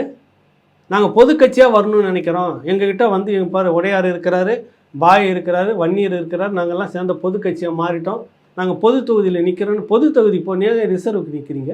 ஏன்னா ஒரு வாட்டி இப்போ வன்னியர்ஸ் அவர்கள் தான் ஓப்பனாக டெலிவிஷனில் சொன்னார், நாங்கள் கலைஞரை விட்டு கேட்டோம், பட் ஆனால் அவர் வந்து அது சமூக நீதி பிரச்சனை. சமூக நீதி காத்துங்கிற திமுக வந்து அந்த பதில் தான் வரும். நீலாம் பொது தொகுதிக்கு ஆசைப்படலாமா அப்படின்னு தான் கேட்பாங்க. திருமாவளவன் நீங்கள் 1000 தான் வேஷம் போட்டாலும் உங்களை இப்படி தான் பார்ப்பாங்க. முதல்ல புரிஞ்சுக்கும். உங்கள் மக்கள்கிட்டேருந்து நீங்கள் அந்நியப்பட்டு போயிடாதீங்க. இந்த சமூக மக்கள் உங்களை தூக்கி எறிகிற மாதிரி நீங்கள் வச்சிருக்காதீங்க. நம்ம திரும்ப சொல்கிறோம். அவர் நம்ம ஏதோ அவரை நம்ம விமர்சனம் பண்ணுறதா கடுமையாக நினைக்கிறாங்க கூட இருக்கிற தோழர்கள். புரியுதில்லை? இந்த மக்களுக்கான கட்சி எங்களுக்குன்னு பேச ஒருத்தர் இல்லைன்னு தானே உங்களை தூக்கி பிடிச்சி இவ்வளோத்தரும் அழைச்சி இத்தனை லட்சம் பேர் உங்களை கூடுறான். நீ வந்து எடுத்த உடனே ஒருத்தர் சரி ஒரு 4-5 பேர் 10 ஒரு இன்னும் எத்தனை பேர் இருக்கிறாங்க, நிறைய பேர். அவங்களெல்லாம் கூட சேர்ந்துப்பா இத்தனை பேர் இத்தனை வருஷமாக என் கூட இருக்கீங்க, ஒரு 4 பேர் சேர்ந்து 4 பேரும் பொது செயலாளர் அப்படின்னு நீங்கள் கொடுத்துருக்குனாக்கா ஓரளவுக்கு ஆறுதலாக இருந்திருக்கும்ல. அது ஒருத்தருக்கு மட்டும் முக்கியத்துவம் கொடுத்து பண்ணியிருக்கீங்க இவ்வளோ முக்கியத்துவம். அப்போ என்ன அர்த்தம்? அது கட்சியை நீங்கள் அடகு வைக்கிறீங்களாங்க? எந்த மக்களுடைய இதை எடுத்து யாருக்கு நீங்கள் அடகு வைப்பீங்க? கேட்கக்கூடாதுன்னு நீங்கள் பொது தொகுதி எல்லோரும் சேர்த்து வச்சுட்டு போனால் உங்களை யாரும் கேட்கப்படும். இந்த சமூக மக்களுக்காக இருக்கிறப்ப அந்த கேள்வி வருமா இல்லையா? நீங்கள் அவன் நாளைக்கு என் பிரச்சனை இந்த பேசுறதுக்கு யார்? இது வரைக்கும் யாரும் பேசலைன்னு தானே நாங்கள் விடுதலை சிறுத்தைகளுக்குள்ளே வரோம். என் பிரச்சனையை யாரும் பேசலை, எனக்காக யாரும் போடாரில்ல இத்தனை ஆண்டுகளில். அதனால் விடுதலை சிறுத்தைகள் வேணும்னு தூக்கி பிடிச்சானா இல்லைங்களா? இப்போ நீங்கள் என்ன சொல்கிறீங்க? நீங்கள் நாங்கள் பொது கட்சியாக மாறணுன்னா, இப்போ பொது கட்சியாக மாறணுன்னா நீங்கள் பொது தொகுதியில் நின்று முதல்ல வாங்க. நீ ஏன் சிதம்பரமே கேட்குற? ரிசர்வ் தொகுதி சிதம்பரமே ஏன் கேட்குறேன்? நான் பொது கட்சியாக மாறட்டும், பொது தொகுதியில் நிற்க போகிறேன், எல்லாரும் என்ன ஆதரிங்க சொல்லிட்டு ஒரு முறை நின்று பாருங்கள். சரி, ஒன்றும் வேணாம். உங்கள் கட்சிக்குள்ளே இருக்கக்கூடிய மற்ற பிற்படுத்தப்பட்ட சமூகத்தை சேர்ந்த தோழர்கள் அவங்கவுங்க பகுதியில் விடுதலை சிறுத்தைகள் கட்சி இது பொது கட்சி, அதெல்லாம் நாங்கள் கொடி ஏற்றணும் ஒரு முறை நீங்கள் ஏற்றி காட்டுங்க. கூட்டணி கட்சியில் 10 கொடியோட ஒரு கொடியாக பறந்தது விசிக கொடி. அதை ஏறி அறுத்து போட்டுட்டு இதை இல்லாமல் எங்களுக்குள்ளே வாங்க உள்ள கேட்டுட்டு போவோம், ஓட்டு கேட்டுன்னு போங்கலாம் நடந்தது. இப்போ நடந்தது என்ன அரசியல் இங்கே நடந்துக்கிட்டு இருக்கு? ஏன் நீங்கள் இப்படி பண்ணிட்டு இருக்கிறீங்க? திருமாவளவன் இந்த மக்கள் மத்தியிலேருந்து ஏன் நீங்கள் அந்நியப்பட்டு போகிறீங்க? இந்த மக்களுடைய ஒரு ஒற்றை நம்பிக்கை நட்சத்திரமாக இருக்கிறீங்க. மற்ற சமூகத்தை நீங்கள் உள்ளே வாங்கிக்குங்க, பண்ணுங்க. இப்போ நீங்கள் ஒன்றும் இல்லை, இவரை வச்சுக்கிறீங்கல்ல, ரெட்டியை வச்சுருக்கீங்கல்ல, குறிஞ்சாங்குளம் இருக்குல்ல, அங்கே என்னத்துக்காக நடந்தது அந்த போராட்டம்? 6 கொலைகள் நடந்தது இல்லை, கொடூரமாக கையை காலை வெட்டி பிரித்து போட்டுருந்தாங்கல்ல. அந்த இடத்துல இன்ன வரைக்கும் ஒரு விசிக கொடி ஏற்ற முடியல. இவர் அனுப்பி வைங்க. அங்கே ஒரே மொழி ஒரே சமூகம் தானே, நம்ம குறையாக சொல்லலை, அனுப்பி வைங்க. இப்போ அங்கே அந்த குறிஞ்சாங்குளத்தில் ஒரு கொடி ஏற்றிட்டு வரணும், விசிக கொடி. நாங்கள் பொது கட்சியாக மாறுகிறோன்னு சொல்லுங்க. அங்கே அப்படி சொல்லணும் இல்லை. இது நீங்கள் உங்களை நம்பி அந்த மக்கள் எனக்கான நம்பிக்கை நட்சத்திரம் திருமாவளன்றதுக்கு நீங்கள் துரோகம் பண்ணுறீங்க. திரும்ப நீங்கள் ஏமாத்துறீங்க, அந்நியப்பட்டுக்கிட்டே வரீங்க. அந்நியப்பட்டு போனால் உங்களுக்கு திமுகவும் ஆதரிக்காது. இப்போவே உங்களுக்கு திமுக உங்களை வாசலுக்கு வெளியே தான் பிளாஸ்டிக் சேர் போட்டு உட்கார வச்சுக்கிட்டு இருக்கு. நான் வெளிப்படையாகவே சொல்கிறேன். இல்லைனா மற்ற கட்சியை விட கூடுதலாக உங்களுக்கு அங்கீகாரம் கொடுத்துருக்கணும், கூடுதலாக உங்களுக்கு சீட்டு கொடுத்துருக்கணும். ஏன்னா அவ்வளோ உழைப்பு இந்த கட்சி, இந்த மக்கள் திருமாவளவனுக்காக எனக்கு ஓட்டு போட்டிருக்காங்க, இந்த திருமாவளவனுடைய உழைப்பு அவ்வளோ இருக்குன்னு உங்களை நம்பி உங்களுக்கு மதிப்பளிச்சிருக்குங்க. செய்யலையே.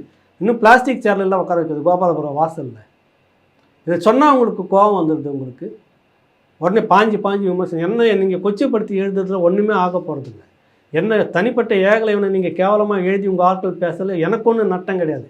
மக்கள்கிட்டேருந்து நீங்கள் அந்நியப்பட்டு போகிறீங்க. திரும்ப நீங்கள் அந்த ஒரு ஏரியாவில் நடத்துகிற வன்முறைக்கு காரணம் இன்னொரு மாற்று சமூகம்ன்றீங்க. அந்த மாற்று சமூகத்தை சேர்ந்தவொடனே நான் கொடியேற்ற வச்சு முக்கிய பொறுப்பில் வச்சுக்கிட்டு நான் கட்சி ஓட்டு கேட்க வருவேன்னா எப்படி வருவீங்க சொல்லுங்கள்? நீ முதல்ல உங்களுக்கான அந்த மக்களுக்கான உரிமை ஒன்றுமே கேட்கல. ஒரு முறை கூட நீ கேட்கவே இல்லை. ஏன்பா 6000 ஏக்கர் கோயில் நிலத்தை நீட்டிருக்கிறியே சேகர் பாபு, திமுக அரசு. பஞ்சமி நிலத்தை 1 ஏக்கராவது எனக்கு மீட்டு கொடுங்களேன். என் மக்கள் எத்தனை லட்சம்? 12 லட்சம் ஏக்கர் வச்சுக்கிட்டு இருந்த தலித் மக்கள், ஒடுக்கப்பட்ட மக்கள் வச்சுட்டு இருந்த நிலத்தை நீ காணோம். 12 லட்சம் ஏக்கர் 12 லட்சம் ஏக்கர் வச்சுருந்த அந்த மக்கள், ஒடுக்கப்பட்ட மக்களுடைய நிலத்தை 1 ஏக்கராவது மீட்டு கொடுங்க ஸ்டாலின் அவர்கள். கேட்டிருக்கீங்களா இது வரைக்கும்? சொல்லுங்கள். இப்போ உயர்நீதிமன்றத்தில் பல முறை நம்ம பேசியிருந்தோம். அந்த உயர்நீதிமன்றத்தில் ஒரு புது விஷயம். அந்த உயர்நீதிமன்றத்தில் விகிதாசார அடிப்படையில் எல்லா சமூகத்துக்கும் இடஒதுக்கீடு அடிப்படையில் நீங்கள் போடுங்க அப்படின்னு கேட்டு இவர் தான் வழக்கு போட்டார். பட்டியல் சமூகத்துக்கு உண்டான 18% உட்பட, பிற்படுத்தப்பட்ட சமூகத்துக்கு உட்படன்னு. அப்படிலாம் இல்லை, அவங்க விருப்பப்பட்டவங்கள போட்டிருக்காங்க அப்படின்ற மாதிரின்னு. அதுக்கு திமுக அரசு இப்போ கொடுத்தது இந்த இடஒதுக்கீடு இதை இதில் பயன்படுத்த முடியாது அப்படின்னு கொடுத்துருக்கு. சமூக நீதி பேசுகிற கட்சி. இவர் அதுக்கு எதிராக கொடி பிடிச்சிருக்கணுமா இல்லையா? என்ன எதில் நீங்கள் சமரசம்? எத்தனை நாள் சமரசத்துக்கு போயிட்டுருப்பீங்க? இன்னும் உங்களுக்கு சமமாக நாற்காலி கொடுத்து உட்கார வச்சுருந்தா என்ன பண்ணியிருப்பீங்க? பிளாஸ்டிக் சேர்க்கே இந்த அளவுக்கு நீங்கள் படுத்திட்டுக்கிறீங்க. உனக்கு வாக்களித்த மக்களுக்கு இந்த அளவுக்கு போயிட்டுக்கிறீங்க. நீங்கள் அந்நியப்பட்டு போயிட்டுக்கிறீங்க. உரிமையை ஒன்றும் பேசலை. இதை சொன்னால் உங்களுக்கு பற்றிக்கிட்டு எரியுது. உங்களுக்கு விமர்சனத்தை கடுமையாக வைக்கிறீங்க. மக்கள் உங்களை கடுமையாக விமர்சிக்க ஆரம்பித்தா என்ன ஆகும் சொல்லு? எங்களுக்காக ஒன்றும் நீங்கள் செய்யலை, எதுவுமே செய்யலையே. ஒரு பெரிய அளவில் நீங்கள் பல்கலைக்கழகத்தை யூனிவர்சிட்டி என்ன ஆரம்பிச்சிருக்கீங்களா? கல்லூரி என்ன ஆரம்பிச்சிருக்கீங்களா? இந்த மக்களுக்குன்னு என்ன வச்சு இது வரைக்கும் ஒரு 1 லட்சம் பேர் படிக்க வச்சுக்கிறீங்களா? 30 வருஷம் ஆயிடுச்சு. என்ன செய்திருக்கிறீங்க நீங்கள்? வழக்கு வாங்கிட்டு உள்ளே போயிட்டு லைஃப் ஸ்பாயில் ஆனது தான் மிச்சம். அதையும் தாண்டி உங்க கூட நிற்கிறான்னு ஏதோ அந்த திருமாவளவன் உரிமையை நமக்கு மீட்டு கொடுத்துருவாருன்னு. நான் போய் பொது கட்சி, நான் போய் இந்த வண்டியில் நானே ஒருத்தன், நானும் ரவுடி தான் வண்டியில் போயிடுற மாதிரி நீங்கள் பண்ணிக்கிறீங்க கூத்துப்ப. புரியுதில்லை? நீங்களாக இருங்க, உரிமையை பேசுங்க. அதை விட்டுட்டு நாங்கள் பொது கட்சியாக மாற போகிறோம். அவருக்கு விளக்கம், அவருக்காக ஆதன் அர்ஜுனுக்காக கொடுக்குற விளக்கம். மார்ட்டின் குடும்பத்தினுடைய இது அதுக்கான சொல்கிறாங்க. இன்னொருத்தர் அந்த கட்சிக்குள்ளாரே விளக்கம் கொடுக்குறாரு. அதெல்லாம் இல்லை, அந்த மாநாடு நடந்ததெல்லாம் சொந்த கட்சி. முதல்ல ஏற்கனவே ஒய்எம்சி இதில் இந்த பூத்து இதுக்காக ஒரு மீட்டிங் போட்டப்போ 2 கோடி ரூபாய் திருமாவளவன் அவர்கள் செக்கு கொடுத்துருக்கிறாரு ஆதவன் அர்ஜுனுக்கு. சும்மாலாம் செய்யலை, ஐடி ஒர்க்கை காசு வாங்கிட்டு தான் செய்தார். இந்த மாநாட்டுக்கு 3 கோடி ரூபாய் செலவு. 3 கோடி ரூபாய் இன்னும் மற்றவங்களெல்லாம் அந்தந்த பகுதியில் பொறுப்பேற்றுட்டு 5 கோடி ரூபாய் எல்லாமே விசிகாவினுடைய உழைப்பில் அந்த தொண்டர்களுடைய காசு, கொடி கூட்டம். இதுக்கும் ஆதன் அர்ஜுனுக்கும் அவன் எப்படி மீடியாவில் போயிட்டு மீடியாவில் அந்தளவுக்கு மீடியா கையில் வச்சிட்ருக்கிறாங்க. ஏதோ அவர் தான் பணம் செலவு பண்ணி அவர் தான் அந்த மாநாடே நடத்தின மாதிரி. அது எல்லாம் ஒடுக்கப்பட அந்த மக்களுடைய காசு, அவங்களுடைய உழைப்பு, அவங்களுடைய இது, அவங்க வண்டி, அவங்க ஏற்றிட்டு வந்தது எல்லாம்.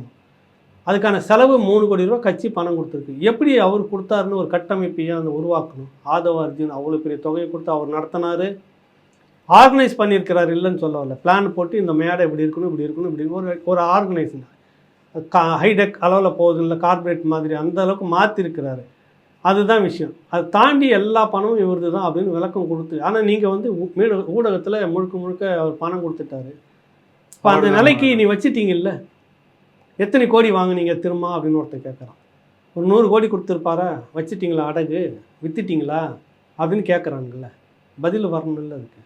இல்லை, இவர் இந்த ஆதவ அர்ஜுனுடைய இந்த நியமனத்துக்கு பின்னாடி விமர்சனங்களாக வைக்கப்படுது. ஒன்று வந்து அவருடைய குடும்பம் சார்ந்தது. அவர் வந்து லாட்ரி மார்ட்டினுடைய மருமகன், அவங்களுடைய சொத்து, அவங்க எப்படி சம்பாதிக்கிறாங்க, அவங்க மேலே கேள்விக்குறி, அது ஒன்று. இன்னொரு பக்கம் இவருக்கும் திமுக, குறிப்பாக சபரீசனுக்கும் அவருக்குமான தொடர்பு. ஏன்னா இவர் தான் முன்னாடி சபரீசன் அந்த பெண் நிறுவனத்தை இவர் தான் நடத்தி வந்தார் அப்படின்னு.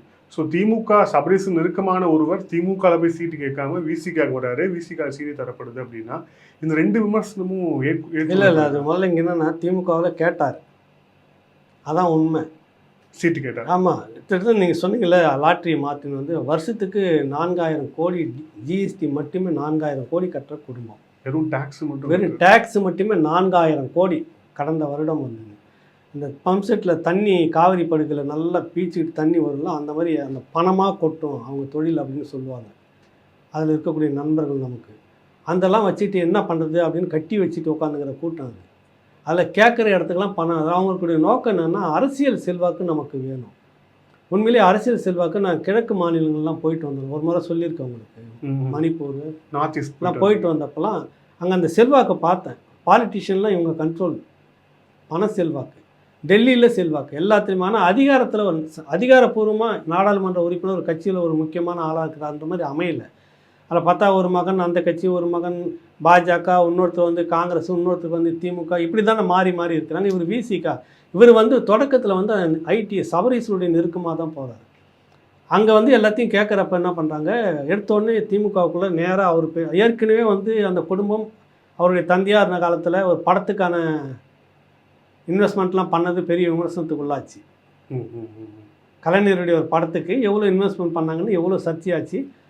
வழக்கத்துக்கு மாறாக வினோத் பாடல் ஆசிரியர் உனக்கு ஒரு 10 லட்சம் கொடுக்கணும், உனக்கு இந்த நீ வச்சுக்கோ, வேணான்னா கூட 50 லட்சமாக வச்சுக்கலாம் கொடுத்து படத்தை எடுத்ததுலாம் நடந்தது. இப்போ திரும்ப இவருடைய மருமகனை உள்ளே கொண்டு வந்து கட்சிக்குள்ளே வச்சுருந்தாக்கா என்னடா அது கட்சியாக என்னன்னு ஒரு பெரிய விமர்சனம் திமுகக்குள்ளே வரும். இப்போ துரைமுருகன் இருக்கிறாங்க அப்படின்னா அவர் இத்தனை காலம் இருந்தாலும் அவங்க பையன் பின்னாடியே கொடி பிடிச்சி கொஞ்சம் வந்திருப்பார், அதனால் அவருக்கு கொடுக்கலாம். பொன்முடி அவர் இத்தனை காலமாக அவங்க கூடவே இருந்துட்டார், 40-50 வருஷமாக, அவங்க பையனும் பின்னாடியே கொடி பிடிச்சிட்டு வந்திருப்பான், ஆனால் கொடுத்துடலாம், வாரிசு. அது குறுநில மன்னர்கள், அதனால அடுத்த வாரிசுன்றதுல அங்கே பிரச்சனை இருக்காது. திடீர்னு ஒருத்தன் உள்ளே வந்து பணத்தை கொடுத்துட்டு சீட்டு வாங்குறான்றப்ப அது பெரிய விமர்சனத்துக்குள்ளாகுமா இல்லையா? அதனால் ஆதவ நீங்கள் என்ன பண்ணுறீங்க, நம்ம கட்சி ஒன்று இருக்குது, எடுப்பார் கைப்புலன்னு ஒரு கட்சி, நீ அதில் போங்க, சீட்டு ஒன்று ஒதுக்குறோம், நீங்கள் இருந்துக்குங்க, இப்படி சொல்லி அனுப்பப்பட்டதாகத்தான் சொல்கிறாங்க. அதுதான் உண்மை. அது வந்து விசிகா மேலே பெரிய பற்று, அந்த மக்களுக்காக உழைக்கணும், அதெல்லாம் இவருக்கு வர்றது அப்படிலாம் ஒன்று உங்களுக்கெல்லாம் வந்து வேண்டுதலே கிடையாது. எம்பி ஆகணும், டெல்லியில் லாபி பண்ணணும், அதுக்காக எவ்வளோ செலவு பண்ணாலும் பரவாயில்ல. இருக்கிற காசுலாம் என்ன பண்ணுறது, 1000 கோடியா 2000 கோடியாக கூட பரவாயில்ல, ஒரு எம்பி சீட்டுக்கு ஓகே எல்லாம் ஒரு எம்பி ஆகணும், அதுக்காக வரணும். இப்போ விசிகாவில் வந்துட்டோன்னே அவருக்கு ஒரு எம்பி சீட்டு எப்படியும் கிடச்சிடும், பொது தொகுதி கேட்டுக்கிட்டு இருக்கிறாங்க. திமுக எப்படியும் ஒதுக்கிடும். அது 2+1 2 தனி தொகுதி ஒரு பொது தொகுதியா, இல்லை 3 தனி தொகுதி ஒரு பொது தொகுதியா, இல்லை ஒரு தனி தொகுதி ஒரே ஒரு பொது தொகுதி தான் ஒதுக்குறாங்களா, எப்படி இருந்தாலும் ஒரு பொது தொகுதி அது இவருக்குன்னு முடிஞ்சுது. ஏன்னா இவர் வந்து தனி தொகுதியில் நிற்க முடியாது. இப்போ என்ன சொல்கிறாங்க, இதெல்லாம் சொல்கிறாங்க, இந்த விஷயம்லாம் சொல்கிறாங்க, எத்தனை சீட்டு கிடைச்சாலும் அத்தனை சீட்டுக்கான மொத்த செலவை நானே பார்த்துக்கிறேன்னு அவர் பொறுப்பேற்றுக்கிட்டாரு. அதனால தான் அவருக்குள்ளே வந்து பொருளாதார ரீதியாக வச்சுருக்காங்க. அவர் உள்ளே வந்துட்டார்னாக்கா பல செல்வந்தர்களுடைய முகம், அந்த பெரிய பெரிய நிறுவனங்களுடைய போக்குவரத்தெல்லாம் இங்கே இருக்கும். முகம் வந்து விடுதலை சிறுத்தைகளுடைய அந்த முகம், இந்த பட்டியல் சமூகத்துக்கான முகம் அப்படின்றது மாறும். இப்படிலாம் விளக்கம் கொடுத்துட்டுருக்குறாங்க முற்போக்குவாதிகள். அதெல்லாம் ஒன்றுமே இல்லை. அது வந்து சீட்டு வாங்கிட்டு ஒரு அதிகாரம், ஒரு அங்கீகாரம். நாளைக்கு இந்த கட்சி வந்து திருமாவளவன் அவர்கள்கிட்ட இருக்குமா, இல்லை ஆதவ அர்ஜுன்கிட்ட இருக்குமா, அது நமக்கு தெரியாது காலப்போக்கில். ஏன்னா கட்சியில் எதிர்க்கிறவங்களெல்லாம் பார்த்துட்டு பணம் இருக்கிறது. இந்த நீ என்ன பிரச்சனை உனக்கு சொல்லு, நீ என்ன ஒரு எம்பியாக வந்துன்னா ஒரு 5 கோடி சம்பாதிப்பியா, 10 வச்சுக்கோ, பேச்சுக்கு சொல்கிறேன் கரெக்டாக. நீ என்னப்பா நீ ஒன்றியத்தில் நீ மாநிலத்தில் இருக்கிறியா, நான் இருக்கிறது உனக்கு கஷ்டமா, உனக்கு என்ன பிரச்சனை தான், நீ ஒரு கொஞ்சம் வச்சுக்கோ, இருக்கிறதெல்லாம் இறச்சி வச்சுட்டு அப்புறம் எல்லாமே அவருக்கு தானே சப்போர்ட் பண்ணுவீங்க நீங்கள். நாளைக்கு நீ செயலாளர் பேருக்கு ஒரு இன்னொரு தலைவர் ஒன்று வச்சுக்கிட்டு போயிட்டே இருப்போம் அப்படின்னு மாறிச்சுனாக்கா. திமுக கூட்டணியில் விசிகா வந்து வெளியே வருமா வராதான்னு ஒரு விவாதம் போயிட்டு இருக்கும்போது விசிகாலாம் வெளியே வராது, ஒருவேளை வெளியே வரும் பட்சத்தில் விசிகாவை திமுக உடைக்கும் அப்படின்லாம் விமர்சனம் வந்து வந்தது. ஒருவேளை அதுக்கான காலம் வருங்காலத்து வருமே ஆனால் அது வந்து இவரை வச்சு பண்ண மாட்டாங்கன்னு நிச்சயம் இருக்கு. 100%. அதாவது இப்போ வரைக்கும் சமாளிச்சிடலாம். அடுத்த ஒரு கட்டம் இருக்கிற தன்னுடைய மகனுக்கான கட்டம், உதயநிதிக்கான அந்த கட்டம். அந்த கட்டத்தில் ஒரு வெகுஜன மக்களுடைய ஒரு இயக்கம் திருமாவளவன் வந்து கைவிட்டு போகிறாரு அப்படின்னு வச்சுக்கோங்க. அப்போ ஒரு நேரத்தில் ஒரு பெரிய அளவில் மாசாக கட்சியை உடைக்கிற மாதிரி ஒரு டீம் வேணும். அப்போ இன்னொரு முகத்தை கூட வச்சுக்கிட்டு அந்த கட்சியை ரெண்டாக உடைக்கணும். அதுக்கு ஆதவ அர்ஜுன் அவர் கூட இன்னும் நிறைய பேர் போகிறதுக்கு ரெடியாக வந்துடுவாங்க. திருமாவளவன் விட்டுட்டு அந்த பக்கம் செல்வாக்கு எல்லாம் வந்து வசதி வார்த்தைலாம் வருதுன்னு வச்சுக்கோங்க, எல்லாம் நிறைய பேர் வந்துடுவாங்கல்ல காலப்போக்கில். அப்போ அந்த திமுகவுக்கு அதே செல்வாக்கு தொடரும். பதவி என்ன வேணாலும் செய்யலாங்கண்ணா, புரியல உங்களுக்கு. நீங்களும் நானும் ஏதோ பேசுகிறேன், விளையாட்டுக்கு பேசுகிறேன், இல்லை ஆதங்கத்தில் பேசுகிறேன், இல்லை காழ்ப்புணர்ச்சியெல்லாம் ஒன்றும் கிடையாது. நம்ம ஒரு நல்ல எண்ணம் அடிப்படையில் சொல்கிறோம். அவருக்கு எது வேணாலும் நடக்கணும், நாளைக்கு கட்சியை டேக் ஓவர் பண்ணிட்டு போகிற மாதிரி நடந்திருக்குல்ல. இவ்வளோ ரிஸ்கியே எடுக்கணும் அவர் திரும்ப தெரியல. அவரை பொறுத்த வரைக்கும் ஒரு நல்ல குணம் திருமாவளவனுக்கு. ஏகலைவன் சொன்னார் அதனால தான் நான் அதை செய்தேன், வினோத் சொன்னார் அதனால தான் செய்தேன் அப்படின்னு ஒரு காலமும் எப்பயும் யாரையும் போட்டு கொடுத்ததே இல்லை. எல்லாம் அவர் மனசுக்குள்ளே வச்சுக்கிட்டே கும்பிப்பார். அப்படி ஒரு குணம் எனக்கு நல்லா தெரியும் அவரை. இன்னொருத்தர் இவெல்லாம் எனக்கு அழுத்தம் கொடுத்துட்டான் அதனால தான் நான் இதை பண்ணேன் அப்படின்னு சொல்லவே மாட்டார். பொறுப்பை அவரே ஏற்றுப்பார், அவரே சகிச்சுக்கிட்டு அவரே உட்காந்துட்டு இருப்பார். இதுதான் திருமாவளவன். அதனால தான் அந்த கட்டுக்கோப்பு இன்ன வரைக்கும் இருந்துக்கிட்டே இருக்குது. தனிப்பட்ட முறையில் கூப்பிட்டு திட்டுவார். பொது வெளியில் வந்துட்டு இவன் சொல்லி தான் இப்படி நடந்து இதெல்லாம் கெட்ட பேர் வந்துச்சு, நான் நல்லா வந்தான் அப்படின்னு அவர் அந்த மாதிரி பேர் எடுத்ததே கிடையாது. அவரே வாங்கிக்க அவரே சகிச்சுக்குவார் எல்லாத்தையும். அந்த மாதிரி உள்ள யார் கூப்பிட்டுட்டு வந்தான், என்ன காரணம்?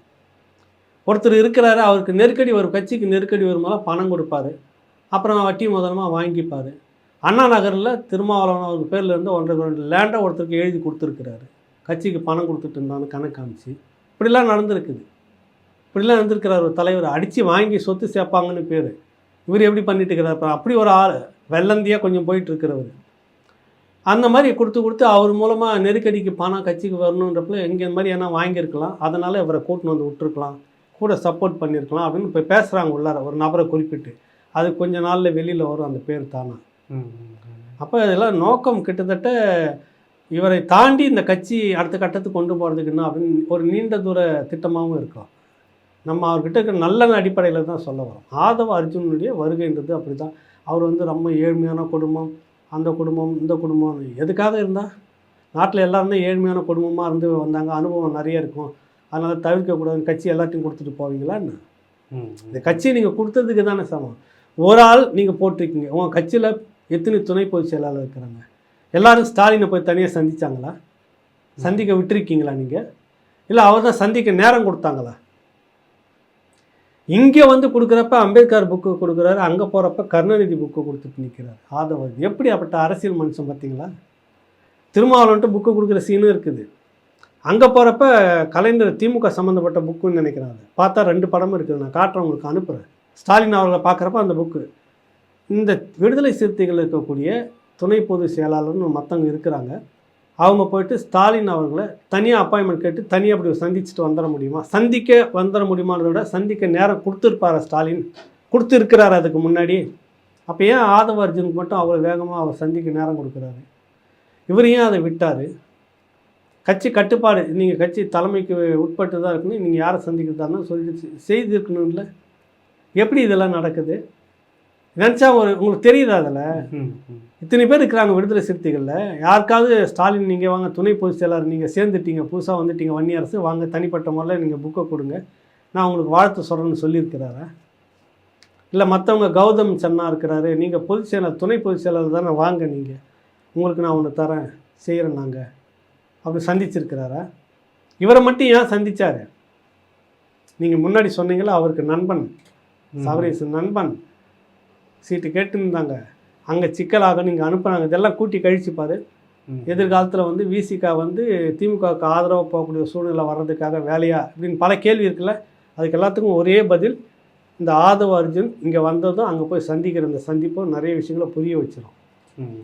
விடுதலை சிறுத்தைகள் வேறு யார் அவர் அப்படி சந்திச்சுக்கிறார் சொல்லுங்கள்? திருமாவளவனை தவிர்த்து விட்டு அவர் இல்லாமல் யார் போய் இது வரைக்கும் சந்திச்சிருக்காங்க? நீங்களே சொல்லுங்களேன். எனக்கு தெரியல, ஒருவேளை நான் தெரியாமல் கூட இருந்திருக்கலாம், தப்பாக கூட சொல்லியிருக்கலாம். சொல்லியிருந்தால் நீங்கள் சொல்லுங்கள், நான் பேசுகிறேன். எப்படி அவர் ஸ்டாலின் அவர் முதலமைச்சர் வந்து சந்திக்கிறார்? புரோட்டோக்கால் எவ்வளோ இருக்குது, யார் சந்திக்கணும் யார் சந்திக்கக்கூடாதுலாம் இருக்குதுல்ல. அவ்வளோ லேஸில் நீங்கள் இப்போல்லாம் அவர்கிட்ட டைம் வாங்கிட முடியாதுல்ல. எப்படி இவர் உடனே வாங்க முடியுது? காரணம் அங்கே வந்து ஒரு பெரிய அண்டர் கிரவுண்ட் வேலை போயிட்டுருக்குது. ஸோ இவர் பதவி கொடுத்தனால அவரோட ஃபஸ்ட்டு பாஸ் வந்து ஸ்டாலின் தான். அதுதான். அதாவது ஒன்றும் இல்லை, திருமாவளவனுக்கு நான் சொல்லிக்கிறது, நான் நிறைய விஷயத்தை வெளிப்படையாக பேசலை. உங்கள் எதிர்க்க உட்காந்து பேசிட்டு கண் கலங்க போன உங்கள் கட்சியினுடைய தொண்டர்களை அவங்க சொன்னதை மனசில் நீங்கள் நினச்சிட்டு மனசாட்சிப்படி இருந்தால் போதும். ஏகரை இவனை நீங்கள் எதிர்த்து பேசுறது, உங்கள் ஆட்கள் என்ன திட்டதெல்லாம் அர்த்தமே கிடையாது. உங்களுக்கு கூட உங்கள் மனசாட்சியை உங்கள்கிட்ட தனிப்பட்ட முறையில் ஒவ்வொருத்தரும் என்ன சொல்லி புலம்பி கதறிட்டு போனாங்க அப்படின்னு நீங்கள் நினச்சிட்டிங்கன்னா போதும். அவ்வளோதான். நமக்கு அதில் வேறு ஒன்றுமே தேவையில்லை. அவ்வளோதான் விஷயம். இப்போ இன்னொரு முக்கியமான விஷயம், இப்போ நாம் தமிழர் கட்சியோடைய அந்த சின்னம் அது சம்மந்தமாக அது வந்து வேறு ஏதோ ஒரு கட்சிக்கு, ஒரு ஆள் அட்ரஸ் இல்லாத ஒரு கட்சிக்கு ஒதுக்கப்படுது. அவரை பற்றி தேடிலாம் பார்த்தா அவர் வந்து ட்விட்டரில் வந்து 60 பேர் ஃபாலோ பண்ணுறாங்க, யூடியூப்பில் 200 பேர் ஃபாலோ பண்ணுறாங்க, பெரிய பெரிய விஷயம்லாம் பண்ணியிருக்காரு. அவருக்கு தான் அந்த சின்னம் ஒதுக்கப்பட்டிருக்கிறது. இப்போ என்ன நிலைமை? இப்போ அடுத்த கட்டமாக நாம் தமிழ் என்ன செய்யணும்? என்ன வேடிக்கைன்னா, ஃபஸ்ட்டு கம் ஃபஸ்ட்டு சர்வ்னு சொல்லுவாங்கல்ல. அது இந்த 2Gயில் வந்து இந்த மாதிரி மாட்டிக்கிட்டு நாயடி பேடி வாங்குச்சு திமுக. எல்லாம் கேட்டாங்க, ஏன்டா அதுக்கு முன்னாடி என்னக்கா டெண்டர் விடுவீங்க, எல்லாம் வந்து விண்ணப்பிப்பாங்க, இதில் அரசுக்கு யாருக்கு அதிகமாக லாபம் வர மாதிரி இருக்குதோ அந்த டெண்டரை மட்டும் பிரித்து அவங்களுக்கு ஒப்படைக்கிறது தான் கணக்கு. 100 கோடி வர இடத்துல ஒருத்தர் 50 கோடி கொடுக்குறேன்னா அவர் மட்டும் 102 கோடி தரவனுக்கு இந்த நீ 102 கோடி தர அரசுக்கு நீ வச்சுக்கணும்னு கொடுப்பான். அதான் முறை. நீ யாரை முதல்ல ஒருத்தன் வந்தால் நான் அவனுக்கு 50 கோடிக்கு கொடுத்துட்டுன்னு சொன்னேன் எப்படின்னு அவனுக்கு விமர்சனம் பண்ணிச்சா? கரெக்டுங்களா? பாஜக உட்பட விமர்சனம் பண்ணிச்சா? இதான ஊழல் வழக்காச்சு. இப்போ தேர்தல் ஆணையம் வந்துட்டு 17/12/2023 320 சின்னங்களை டிக்ளேர் பண்ணுது. இந்த நீங்கள் வந்து குறிப்பிட்ட தேதியை சொல்லிட்டு டிக்ளேர் பண்ணுது. பண்ண அடுத்த சில நிமிடங்களில் 12 பேர் இதே விவசாய சின்னத்தை கேட்டு விண்ணப்பிக்கிறாங்க மெயிலில். உடனே அடுத்த ஒரு 5 நிமிஷத்துக்குள்ளே பார்த்தா வீரரெட்டிக்கு வந்து ஒதுக்கப்பட்டிருக்குது. கர்நாடகாவில் ஒரு கட்சி தொடங்கியிருக்கிறார். நாம் தமிழரும் அப்ளை பண்ணாங்களா? நாம் தமிழ் அப்ளை பண்ணுறதுக்கு முன்னாடியே அதெல்லாம் முடிஞ்சிச்சு. அவர் கொடுத்துருக்குறாங்களே, அது இருக்குது. ஆர்டிஐயில் போட்டு கேட்குறப்ப எல்லாம் பண்ணிவிட்டு கடைசியாக அந்த ஸ்டாம்ப் கட்டுறதுக்கான இடத்துக்குள்ளே போகிறப்ப அந்த ஆர்டிஐ தேர்தல் ஆணையத்தினுடைய ஆர்டிஐ வந்து க்ளோஸ் ஆகிடுது.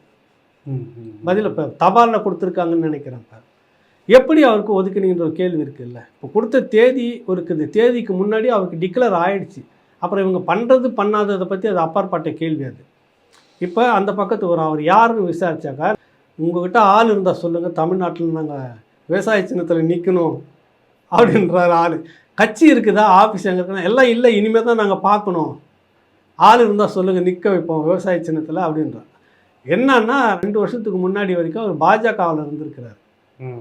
அங்கேருந்து மனசாபம் ஆகிட்டு வெளியே வந்ததாகும். அப்புறம் ஒரு தனி கட்சியை ஆரம்பித்தார், பாரத் ஏதோ ஒன்று கட்சி ஒன்று ஆரம்பித்தார். அந்த கட்சி பேரில் கடந்த தேர்தலில் காங்கிரஸ் இப்போ நடந்ததில்லை, கர்நாடகாவில் கேஸ் சிலிண்டரை ஒதுக்கியிருக்காங்க. எவ்வளோ ஓட்டு வாங்கினார் அப்படின்லாம் ஒன்று தேர்தல் ஆணைய பட்டியலில் போய் பார்த்து ஒரு கட்சி எவ்வளோ ஓட்டு வாங்கினு பார்த்தா அதில் இவர் பதிவு பண்ண கட்சியில் ஒரு ரெக்கார்டும் காணும். எத்தனை சதவீதம் வாங்கினாங்க இப்போ பார்த்தீங்கன்னா நாம் தமிழர் இவ்வளோ வாங்கியிருக்குது. சைக்கிள் சின்னம், ஏதோ ஒரு சின்ன சுயேட்சைகள், அதெல்லாம் ஒன்றுமே அதில் காணும்.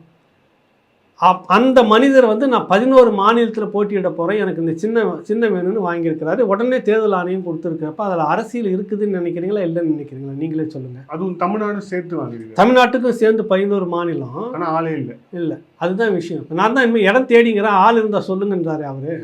புரியுதுல உங்களுக்கு?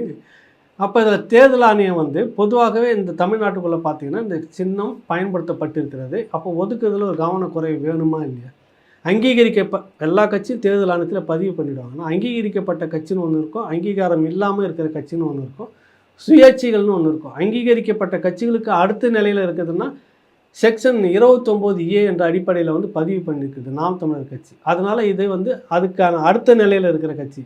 சின்னம் நீங்கள் தானாகவே கொடுக்கணும் அந்த சின்னத்தை, ஏன்னா பயன்படுத்திட்டாங்க. அதுக்கு அடுத்தது சுயேட்சைகள் இருக்காங்க. சுயேட்சைகள் கேட்குறப்ப கூட நீங்கள் பரிசீலனை பண்ணலாம். 1% வாக்கு எடுத்தவங்க அவங்களுக்கு அந்த சின்னத்தை திரும்ப நீங்கள் கொடுக்கலான்னு இருக்குது. 6.7% கிட்ட வந்துட்டாங்க. அப்போ நீங்கள் இன்னும் சின்ன அவங்களுக்கு ஒதுக்காமல் நீங்கள் அங்கே எப்படி கொடுத்தீங்க அதை? இந்த கேள்வி வருது இல்லை. இப்படி பல கேள்விகள் இருக்குது இதில் ஏதோ ஒரு அரசியல் உள் விளையாட்டு இருக்குதுன்ற மாதிரி தான் நான் நினைக்கிறேன். வழக்கம் போல் சின்னத்தை கடந்த தேர்தலில் சீமானே சொல்லுவார், நீங்கள் ஓட்டு போட போங்க, ஒரு அம்மா கேட்டதுக்கு நான் சொன்னேன், போங்க அந்த மிஷின்லாம் பாருங்கள், எது கண்ணுக்கு தெரியாத இருக்குதோ அதான் என் சின்ன அங்கே அழிச்சிட்டு வாங்க அப்படின்னு சொன்னார். கடந்த முறை எல்லா இடத்துலையும் சின்னத்தை அழிச்சுது அந்த கட்சிக்கு. இந்த முறை வந்துட்டு இதில் எந்த சின்னத்தை வந்து இரட்டை இலை வந்து ஒரு சிக்கலுக்குள்ளே உட்படுத்தினாங்கல்ல, அந்த மாதிரி இந்த விவசாய சின்னத்தை ஒரு சிக்கலுக்குள்ளே உட்படுத்தியிருக்கிறாங்க, வழி அங்கே கொடுத்துருக்குறாங்க. இப்போ இன்றைக்கி வந்து பாக்கியராஜன் தலைமையில் அங்கே வந்து டெல்லியில் வந்துட்டு இன்றைக்கி காலை 9:30க்கு டெல்லி தலைமை தேர்தல் ஆணையத்துக்கிட்ட போய் இந்த மாதிரி சின்னம் எங்களுக்கு வரணும், நாங்கள் இத்தனை முறை பயன்படுத்தியிருக்கிறோம், அதை நீங்கள் பரிசீலனை பண்ணி எங்களுக்கு நீங்கள் இதை கொடுக்கணும், பரிசீலனை செய்யணும் அப்படின்னு சொல்லி கேட்டு கொடுத்துருக்குறாங்க. 19க்கு பிறகு 2016 மெழுகுவர்த்தி, இரட்டை மெழுகுவர்த்தி, அதுக்கு பிறகுலேருந்து முழுக்க 2 ஒரு நாடாளுமன்ற பொது தேர்தல், ஒரு சட்டமன்ற பொது தேர்தல், 3 இடைத்தேர்தல், அப்புறம் உள்ளாட்சி தேர்தல் இதெல்லாம் பயன்படுத்தப்பட்ட மொத்தம் 6 களத்தில் நாங்கள் பயன்படுத்திக்கிறோம், இத்தனை வாக்கு சதவீதம் நாங்கள் எடுத்திருக்கிறோம் அப்படின்ற விவரத்தெல்லாம் சொல்லி இது வந்து அவங்களுக்கு ஒதுக்கப்பட்டிருக்குது. எனவே அந்த நபருக்கு ஒதுக்கப்பட்டதை ரத்து செய்துவிட்டு மீண்டும் எங்களுக்கே வழங்க வேண்டும்னு அங்கே இந்த இதை மனு கொடுத்துட்டு 9:30க்கு அது இங்கே அந்த நகல் எடுத்து அனுப்பி இங்கே இருக்கக்கூடிய தமிழ்நாடு தலைமை தேர்தல் ஆணையத்தில் போய் கொடுத்துருக்குறாங்க. அவர் வந்து அதை ரிசீவ் பண்ணிட்டு இருக்கிறாரு. அங்கே நீங்கள் கொடுத்துட்டீங்க, அதனுடைய நகல் இங்கே கொடுத்துருக்கீங்க, நான் எங்ககிட்ட வந்ததை பற்றி நாங்கள் சொல்கிறோம், சின்னம் வந்து முடிவு பண்ணுறது மேலே தான் முடிவு பண்ணணும் அப்படின்னு சொல்லியிருக்கிறாங்க. அப்புறம் 23ஆம் தேதி தலைமை தேர்தல் டெல்லி தலைமை தேர்தல் அதிகாரி தமிழ்நாட்டுக்கு வராரு. வரும்போது நாங்கள் சந்திக்கிறதுக்கு நேரம் வேணும் அப்படின்னு இவங்க கேட்டிருக்கிறாங்க. நாம் தமிழர் கட்சி சீமான் தரப்பில் கேட்டிருக்கிறாங்க. பாக்கியா தான் பேசியிருக்கிறாரு. அதுக்கு வந்து நீங்கள் எனக்கு ஒரு மெயில் அனுப்புங்க, அங்கேயும் மெயில் அனுப்புங்க, அவங்க தான் நேரம் ஒதுக்கணும். நான் சொல்கிறேன் 23ஆம் தேதி வந்து அங்கீகரிக்கப்பட்ட கட்சிகளை மட்டும்தான் சந்திப்பாங்க. இல்லைங்க, அதுக்குன்னு ஒரு பிரச்சனை இருக்கிறப்ப சம்மந்தமாக முறையிறதுக்கு ஒரு ரைட்ஸ் இருக்குல்ல, அந்த அடிப்படையில் நாங்கள் கேட்குறோம் அப்படின்றப்ப தான் நீங்கள் மெயில் அனுப்புங்க, எனக்கு ஒரு மெயில் அனுப்புங்க, நான் ஃபார்வேர்ட் பண்ணுறேன் பார்க்குறேன் அப்படின்னு சொல்லி முடிச்சிருக்கிறாங்க. சின்னத்துக்கான அந்த போராட்டம் தொடர்ந்துக்கிட்டு இருக்குது. மாற்று வழி என்னன்றதும் அவர் மனசில் வச்சுக்கிட்டு இருக்கிறாரு. அது விரைவில் அறிவிப்பார் அப்படின்னு நினைக்கிறேன். முதல்ல முயற்சி பண்ணி பார்க்கலாம் அப்படின்றதுக்கு அநேகமாக சிம்பிள் டிஸ்ட்ரிபியூட்னு ஒரு இது தேர்தல் ஆணையத்துக்குள்ளே எல்லா மாநிலத்திலும் இந்த மாதிரி சிக்கல் வரும்போது அது தீர்ப்பதற்காக வச்சுருக்கிறாங்க. அப்போ 2 தரப்பினுடைய வாதத்தையும் கேட்டு அது யார் பக்கம் நியாயம் இருக்குதோ அந்த பக்கம் சின்னத்தை ஒதுக்குறது நடந்திருக்குது. அந்த அடிப்படையில் அந்த டிஸ்ட்ரிபியூட் இதுக்காக இப்போ பதிவு செய்து எங்களுக்கு நீங்கள் கொடுக்கணும்னு சொல்லி கேட்டிருக்காங்க. நல்ல முடிவு வரும், விசாரிச்சாங்கன்னா நியாயப்படி அது இவங்களுக்கு தான் வரணும் அப்படின்னு கொடுப்பாங்க. என்ன நடக்குதுன்னு நம்ம பார்ப்போங்க. நன்றி சார். பல்வேறு கேள்வி thank you sir. Thank you so much. ரொம்ப நன்றி.